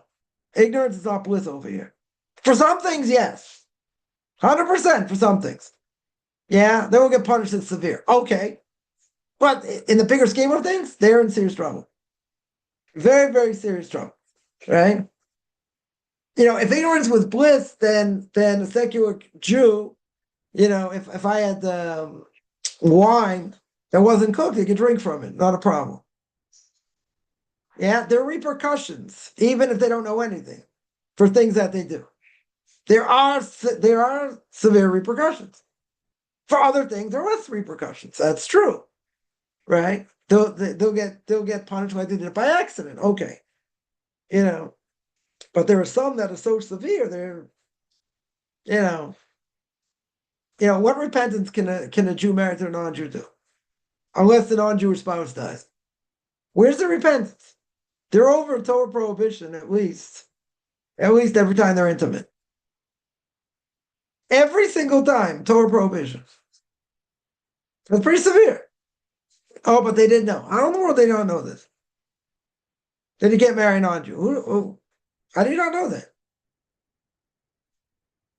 No, there are people that marry non-Jews. They understand it's wrong.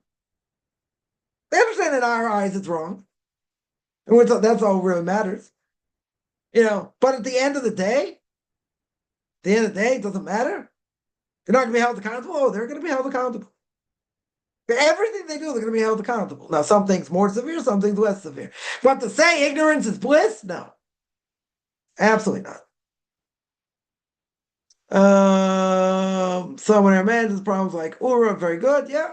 Listen, outreach organization is very good. That's for sure. At the very least, what does it do? It stops people from intermarrying. Even if they don't make them religious, so religious or whatever. At the very least, if they don't intermarry, that's good. It's a conservative camp called Camp Ramah. Yeah. A lot of the campers end up marrying each other, which is good. Yeah. So the very least, even if I, disagree with what they do and what their platform is and everything else, at the very least, if they don't marry non-Jews, that's a good thing. That is a very good thing. At the very least. But that means they're going to be so religious and this and that later in life. Okay, whatever it is. Yeah. But if it stops them from intermarriage, that is the single biggest problem today. The single biggest problem is intermarriage. Yeah. So at the very least, even if I don't agree with their ideals, which I don't, yeah, if they stop people from intermarrying, that's a good thing. Probably about the only good thing. Yeah, but it's a good thing regardless. Intro social media where kids are short. Most learning videos make it harder. Yeah, social media destroys people. So social media gives people the ability not to think, be couch potatoes. Yeah, they don't think. Yeah, and since they don't think, the interaction with others is bad. And anyone's got a smartphone, they understand that. Yeah, that contact with people, humans, let's say, their social contact is bad. They don't know how to interact. Right? There's a funny caption once, someone family eating dinner. Family eating dinner, everyone's eating, they got their phones next to them. Instead of talking to each other, they just text, can you pass the salt? Can you pass this? They don't even talk to each other. There are people, they have a smartphone, I'm like, you turn it off. Like, you want to have a discussion? You turn it on. I'm not competing with the smartphone. Yeah. Yeah, people don't want to do it good, so you know, you don't have to talk to me. Right? It's a major distraction. Major distraction. Causes so many problems. So many problems. Um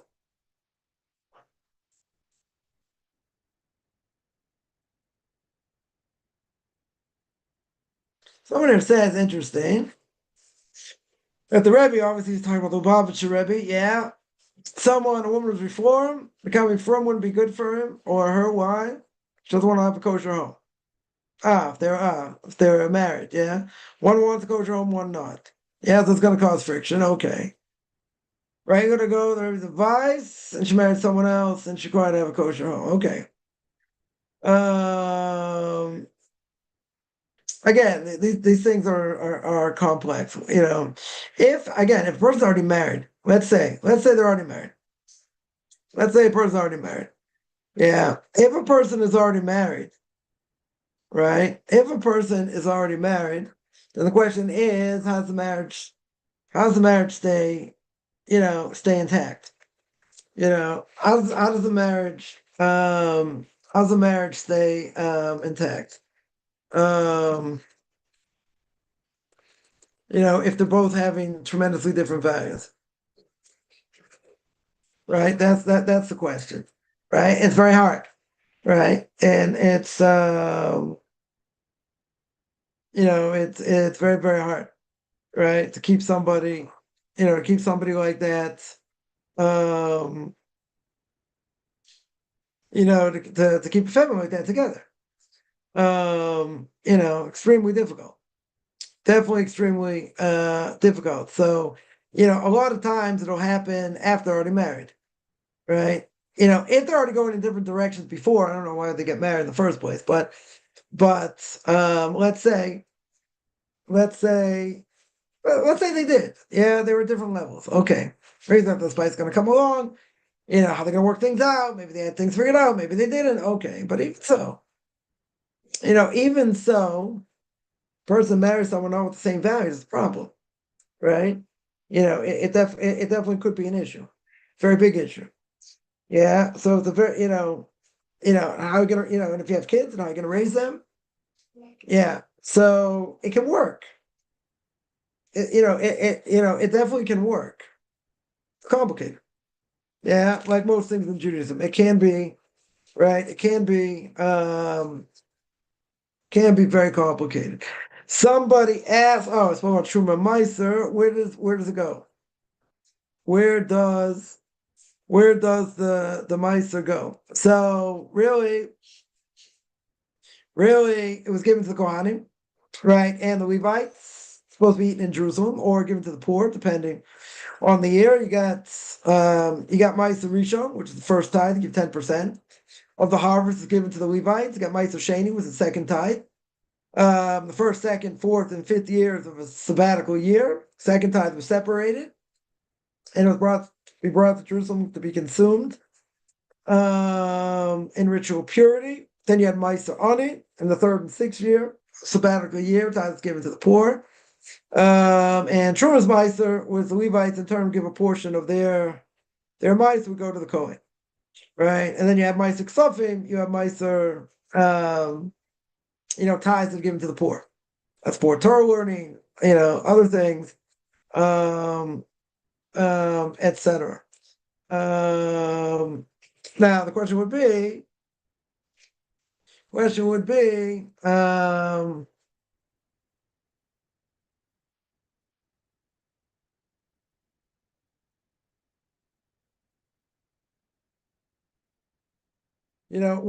go today? Right. So today, either if you have Meiser Ani, I guess in the third year or the sixth year, right, whatever it is, you would give it to the poor, right, or a monetary value given to them.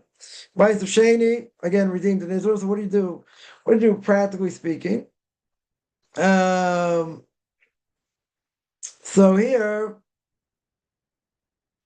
um, here you're not going to give it to a Kohen or a Levite. Um,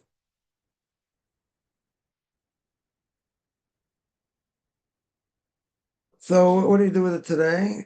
Today, normally you'd have a coin.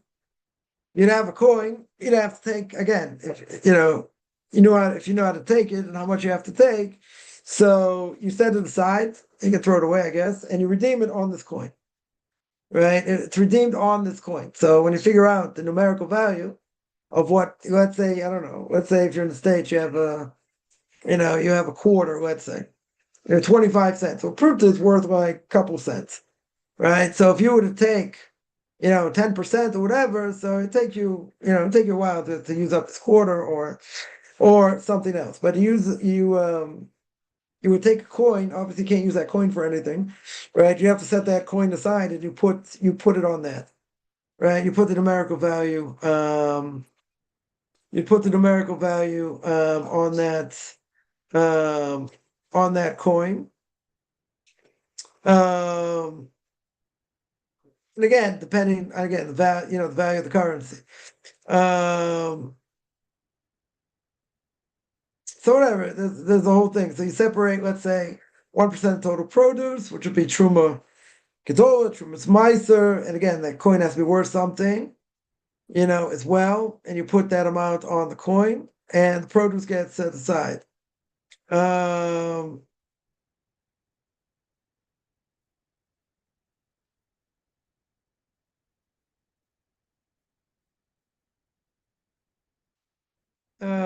and then once used up, coin should be defaced, disposed of into a lake, river, or sewer. No one can actually find it and use it. But again, the produce itself gets thrown away and it gets put on this coin, right? It gets put on this coin, and eventually, once you use up that coin should be thrown away. Then no one could get any benefit from it or use it.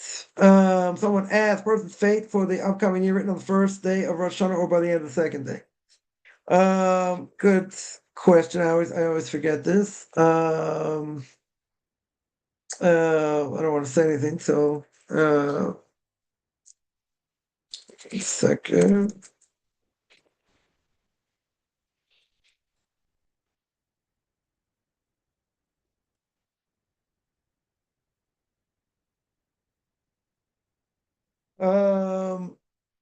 Yeah, first day. That's what I thought. The first day is on individuals, right? Second day is on the rest of the world in general, but first day is a much harsher din, much harsher judgment. So first day goes on people. So it's the first day. Somebody asks, you don't follow the mitzvahs, 613 commandments. You can only do about 250 of them, but okay. Yeah, so if you don't do them, um, what makes a person a Jew like Bernie Sanders, for example? They don't follow the religion, they don't follow the culture, very good. Well, you could be a cultural Jew, doesn't really mean anything, but what makes him a Jew is that his mother's Jewish. He doesn't keep any Torah mitzvahs. What makes him a Jew is the fact that his mother's Jewish, regardless of what he does, right? Regardless of whatever mitzvahs he does or he doesn't do. Yeah, he's got an obligation to keep as much as he can. Okay, let's say he chooses not to. Even if he chooses not to. Yeah, what makes him a Jew is the fact that his mother's Jewish. Yeah. But how do we that's how we would define, that's how we define a Jew. Right? And obviously a Jew's got to keep Torah mitzvahs. Now there's certain things that you can do that takes him outside of Torah mitzvahs. Has status of a non-Jew, right? How does he do that? That's a great Shabbos in public.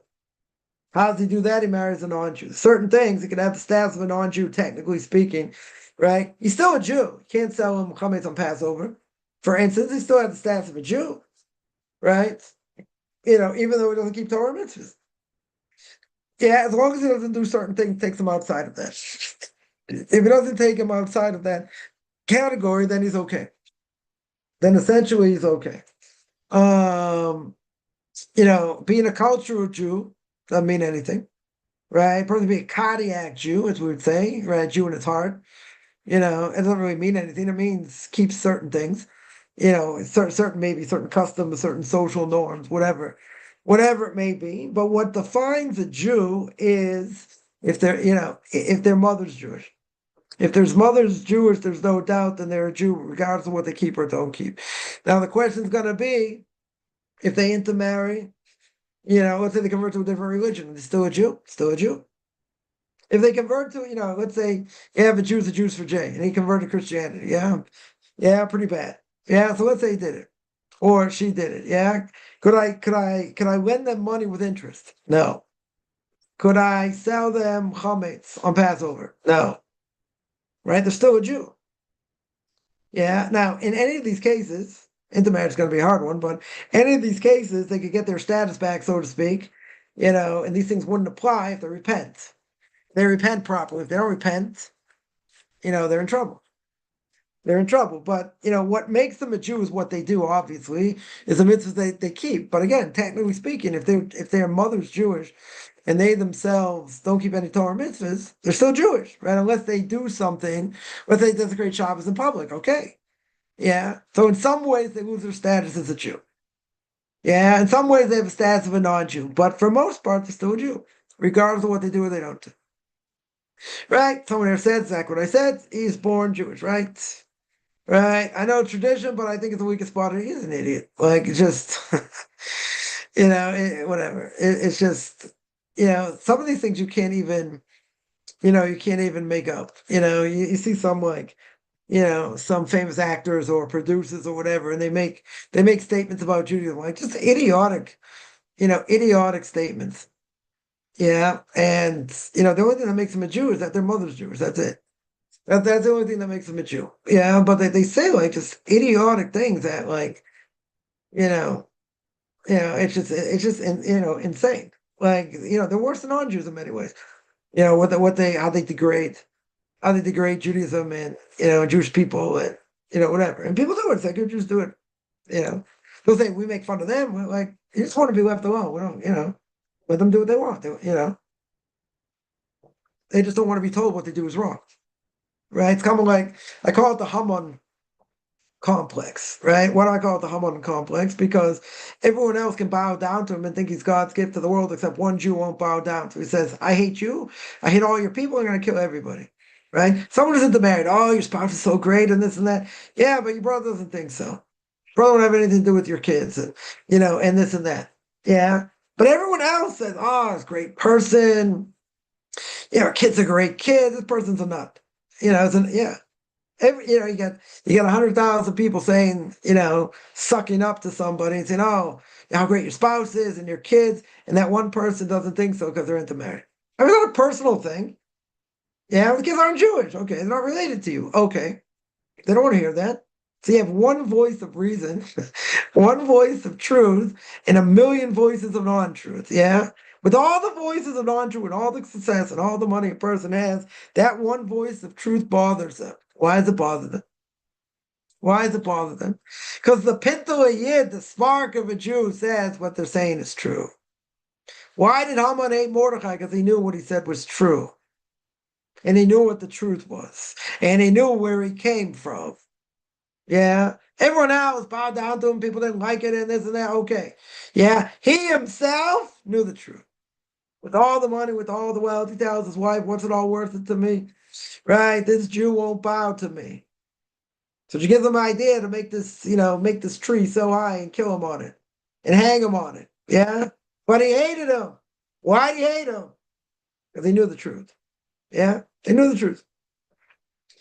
Right? So it says they have some issues with Hashem in terms of what was kept or not. I don't know about that. I think the problem is most people today just want to do what they want to do. They don't be told what they do is wrong. Today it's all about desire. I asked my rabbi this once many years ago, why is it called a rebellion? Every sin is considered a rebellion against God. He said no. He said it's not a rebellion today. Why is it not a rebellion? First of all, people don't know anything. The fact they don't know anything, what happens? What happens is all desire. They're all acting on their base desire. So it's not about knowledge. Totally not about knowledge. Right? Now, some people make up issues. Yeah, and they'll say this is the reason I don't keep Torah mitzvahs. Some of them I would say, I shouldn't say made up. Some of them they may have an issue with.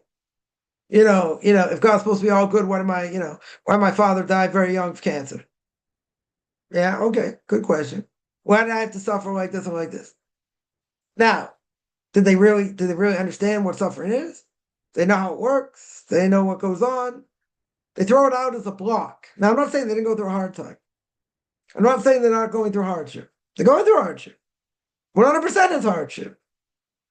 Yeah, and they'll use it as an excuse, but they're not thinking in other terms. They'll say, "Well, I got a great book. It's called Hasidic Tales of the Holocaust. You want to read it?" It's like, no, just a question I ask rabbis, make them fidget. Like, okay, yeah, suffering's a hard one. Not here to judge. People go through hardship, and yeah, they want to blame it on God or whatever. Okay, yeah, but do they understand the bigger picture in general? They understand like where our trials come from, how it all works, what the bigger picture is. They're not keeping anything anyway, but they say, but it shouldn't be this hard. I don't know. It's my bad luck. God hates me and whatever. Okay, yeah. You want to have a real discussion, or you just want to vent? Now, again, I'm not saying I can convince somebody. I can just show them the other perspective. They may like it, they may not like it. Yeah, but a lot of times they throw these things out as blocks. They're not really thinking about it, right? You'd ask them, okay, that was a hard thing. When's the last time you thought about it? This other hardship, whatever. When's the last time you put two and two together and you're going to talk about God and what God does and what he doesn't do or whatever? Or you're just throwing this out. You're just throwing this out because, you're angry. Okay. Very good. You really thought about it? No. So they throw it out. They don't want to hear it. They use it as an excuse. Now, it could be. Could be. Part of it is, I'm not here to judge. Part of it is, yeah, they're angry. Why does it happen to my parents? Why does it happen to my grandfather? Why do I have to go through this? These are good questions. I'm not saying they're not good questions. The question is, though, is the question legit? And that they're struggling with this? They really want to have a connection to God or not? My guess is 95% of these people do not want to have a connection to God. It's just an excuse. There will be some that say, I'm working on this. I want to have this connection, but it's so hard. Okay. That's legit. Everybody else, they're not doing that. They're not asking that question. They're just throwing it out and says, I don't want to keep Torah mitzvahs because look what God did. Okay, you don't have anything good in your life? Like nothing? Like everything's bad? Like, you have absolutely zero good? You want to blame God, for all the bad and you have nothing to be thankful for? Nothing? Yeah, but why do they say it's an excuse? I'm not saying they're not going through difficulty. They may very well be going through hardship. When's the last time you want to have a relationship with God in general? You're not thinking about it. 100% you're not thinking about it. You never thought about it. But you want to use it as an excuse that I don't have to keep this, that, and the other thing because look what happened. That's not fair. It's not legit. Yeah. And most people would throw it out there. And, I can know somebody like, it's in the 70s or 60s, 70s. He tells me, when I went to school, I went to Jewish school and the Rebbe hit me and that's what Judaism is. I don't have anything to do with it. Like, how do you make a decision about Judaism and what you're going to keep or not keep at the age of 7? It's kind of hard. Yeah. Maybe the Rebbe had a bad day. Maybe, what are you going to say? Like, I'm going to go get a job. I'm not going to go to Jewish school anymore. I'm not going to get educated anymore. Like, I'm just going to leave the fold. Maybe, okay, he's a bad teacher. Okay. Maybe you need therapy. Get over it. Okay, but that's not what Judaism is. The person kept saying the same thing over and over again. But that's what Judaism is. I said, do you think that's what Judaism is? It's a good excuse. Well, if Rebbe's hit, we shouldn't have anything to do with it. So get rid of him. Right? Move to a different class. I don't know. Whatever. You can't just blame it on that. I'm not saying it's a good experience.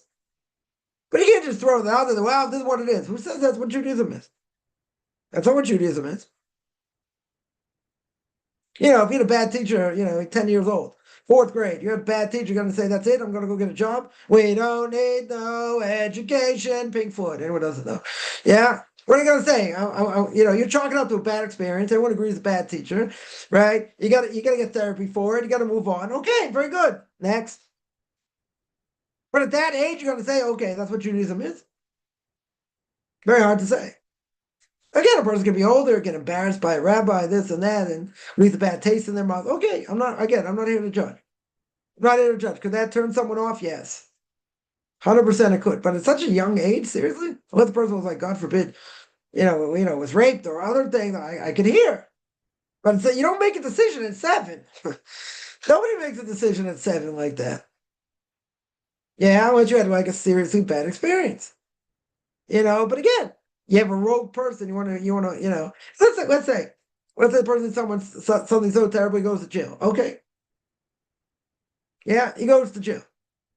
Now, could that ruin a person's experience in Judaism? Could. No, I'm not saying not. Very well, I'm not here to judge. Yeah, but at the end of the day, let's say justice is done. Okay, person has to get, that's not what Judaism is. You had a bad egg. You can have a lot of bad eggs. Yeah, you could. You can have bad teachers. The bad day, other things going. You have no idea. They take it out on the kid, and the kid, loses self-esteem, other things. Okay, that person, that teacher is going to be held accountable. No, no question. But the kid's also held accountable later.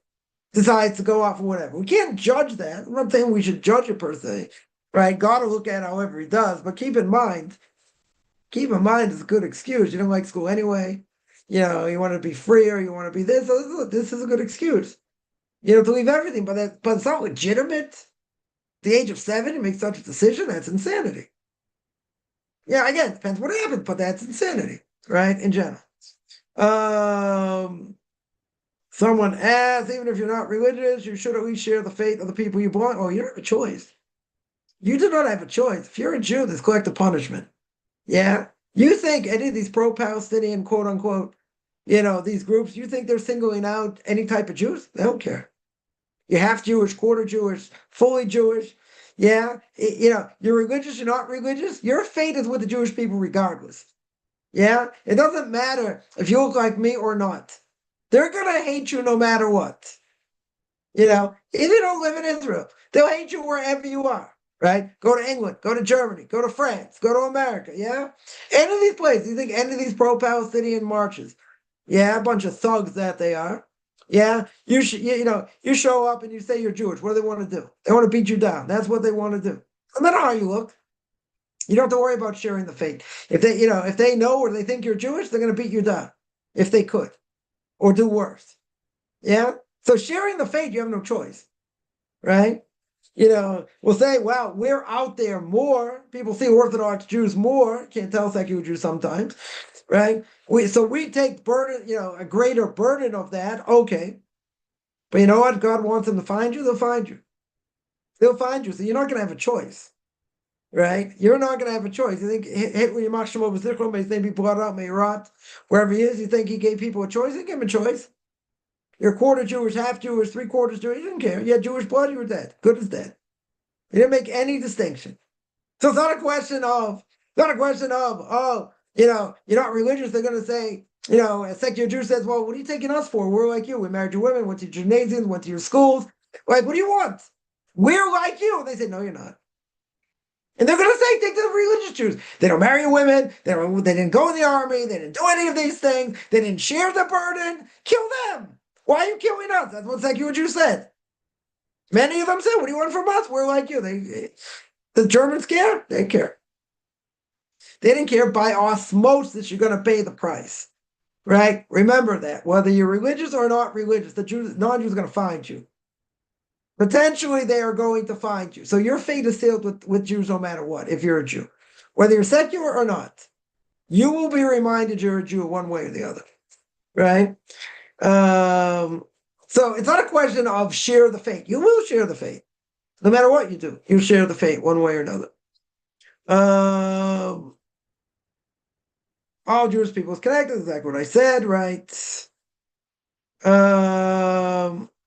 Now, if there's a doubt, their stats they still Gera Chumrah. Okay. Yeah, we're not talking about we're not talking about that. We're not talking about that question. Yeah. We're not talking about their status. We're assuming they're Jewish, let's say. Let's say they're Jewish. We'll make it easy. And if they're not Jewish, but they associate with Jews, guess what? They're also in trouble. But again, all Kol Yisrael Ravens that was that all Jews are intertwined. Right? We say that all the time. They're all intertwined. Right? Secular Jews, religious Jews, doesn't matter. They're all intertwined. 100% all intertwined. You don't see that by any other nation. An Italian in Brooklyn does something wrong. Yeah, maybe something egregious because they were going to burn down Italy. No more cannolis. You're going to say that? Never. You wouldn't say that about them. You wouldn't say about Asians. You wouldn't say about anybody except for Jews. A Jew does something wrong, all Jews are blamed. You don't see that by any other ethnic group. No ethnic group. You only see it by the Jews, and that's the reason. As the Gemara says, all Jews are intertwined. That's it. Yeah, we share the fate no matter what, and we'll pay the price no matter what. Yeah, so whether a person's secular or not, they also pay a price to a certain extent. They can run, they can't hide. They can't hide, right? Rav tells the story, blessed memory, during the war as a child, the Holocaust. He saw this secular Jew comes, going crazy, pulling out his hair, going nuts, and they calm him down and say, what happened? He starts living outside the ghettos, married to a non-Jew, got non-Jewish kids, grandkids, whatever. And they had a meeting one night. They said, Dad, Grandpa, are you Jewish? Said, yeah, but I'm just like you. I ain't like you, this, that. And they said, no, but you're Jewish. This is the end of the war. The Russians are coming. They turned him in. His whole family turned him in. So he asked the question. Talbert said, what? They needed another bar of soap? They need another bar of soap? The war's over. The war is basically over at this point. So he said, what was the message? Told these kids in Tel Aviv, university students. Yeah. He said, I once took him there to speak. So this is what he told them. He said, you can run. He said, you can't hide. He said, they'll find you. Somebody will find you. You can do whatever you want to hide yourself as a Jew. Yeah? God doesn't forget anybody. He doesn't forget anybody. Never forget that. That's what he told them. That was the message of the story. And he was there. He was there as a child when it happened. Can you imagine at the end of the war? Family turns him in, but they turn him at the beginning of the war. In the middle of the war. The war's already over, basically. They turn him in at the end of the war. All of a sudden, it dawned on their brains that, Dad, Grandpa is Jewish? What, do you think they didn't know that? Of course they knew that. Right? It's obvious they knew that. Why did they turn him in now? Why all of a sudden now? You can come up with different explanations. Comes on Rav Talbert and he says that's the reason. That was his explanation. Because you can't hide. You can run, but you can't hide. They'll find you. Yeah? Listen, even today, you got celebrities and, presidents, kids that are married to Jews. Okay, not so bad to marry Jews. You wouldn't see oil barons having their kids marry Jews because they're anti-Semites. Right? To say, Jim Baker back in the day and Bush back in the day. You don't have your kids marrying Jews. Yeah, that's what they believe. Back in the old days, the olden days. That's what they held. Now today's a different thing. Now it's almost in vogue, right? Almost in vogue to marry Jews. I don't know why. Whatever it is. Yeah, but it's a pathetic thing. Yeah, but that's the point. You can run, but you can't hide. God will find you. God will absolutely find you. Yeah. If it's not today, it's not tomorrow, the next day, whatever. You'll be reminded. You 100% will be reminded. It will happen at some point. Yeah. And even if a person has it good now, it'll happen. Right? Even if it doesn't, in the next world, they're in serious trouble either way. All Jews are accountable for one another. Very good. That's what we said. Yep. Kol Yisrael Ravens, was that right? Trying to convince secular Jews to tshuva multiple times, they reject them multiple times, and they get their mitzvahs, right? It's also true. Right? It's also true, but again, we're all interrelated. So therefore, we have an obligation to try and bring them back as best as possible. As much as possible. Yeah, it's a huge mitzvah to do. Right? That I don't think is any question. At the same time, I don't believe the masses are going to come back. I'm definitely not a firm believer in that, but nonetheless, whoever comes back, that's great because when the Messiah comes, people don't come back, they're toast. And why should God save them? If they're not going to keep Torah mitzvah, they have no reason to survive. Zero reason to survive. They said, but I can gefilte fish. Okay, very good. What? God says, if I save you from the war of Gog and Magog, why should I save you? What are you giving me? What are you bringing to the table? Yeah. Now, now, now, some people would say, according to these verses in the prophet Malachi, majority of Jews are going to come back. Okay. How that would be true? Yeah. Try and convince a modern Orthodox Jew at halftime of the Super Bowl if the Messiah had come. Yeah. Try and convince them not to watch the game and say we have to go back to Israel if they survive. That's what you're living with right now. There are teams that can I watch the halftime show? Imagine there's an announcement. All Jews halftime the Super Bowl. Yeah. All Jews, Messiah's come, planes are waiting to go to Jerusalem. Their team's in it. They're winning. They want to see their team win the Super Bowl. Very good. Or they'll win the World Cup. Yes. Biggest game on that everyone watches. Yeah. Second biggest game, the Super Bowl. Yeah. Imagine. Can I watch the game? Can I finish the game? It's not a small question. I'm making fun, but it's not a small question. It's for sure not a small question. The Messiah's come. You don't have any evil inclinations, so it's a moot point till you go anyway. But think about it. That's going to be a question. Can I stay here? Can I watch? Can I? That's where people are holding. Some people. It's pathetic, beyond pathetic. Yeah. So again, far from me to go against what the prophet says. But if you're not holding by Torah mitzvahs, why is anyone going to? Why would that person survive the end of days? Yeah, very hard. Very hard for me to hear that. Especially where people are holding to. Come on, some of the biggest questions people ask in their lifetimes. I put ketchup or mustard on my hot dog. That's where some Jews are holding. Yeah, God's going to save them. They're going to come back to Torah mitzvah. Sounds like fantasy. Halavaya would happen. I would agree. Halavaya would happen.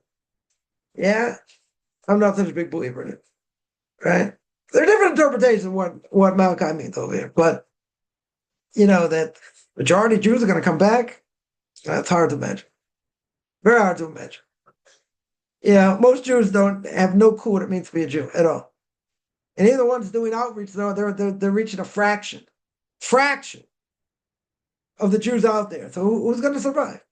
How many Jews are really going to survive? It's very hard to imagine.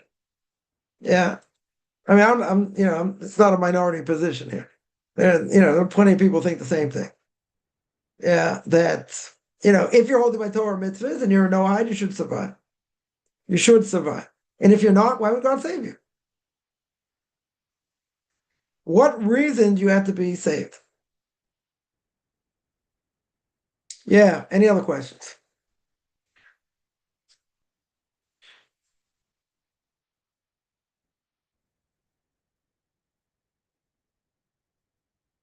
All right. I'm going to stop here. I do this every Sunday. 4:00 Israel time, 9:00 Eastern time. Anyone has any questions, find me on Facebook at Chaim Kaufman, Beyond Orthodox Conversion Judaism, OrthodoxConversion.com, Beyond Orthodox Conversion Judaism on YouTube. There I got videos on Q&As, Ethics for Fathers, Book of Leviticus. You want to send me an email, RabbiChaimKaufman@gmail.com, RBBIChaimCoffman@gmail.com.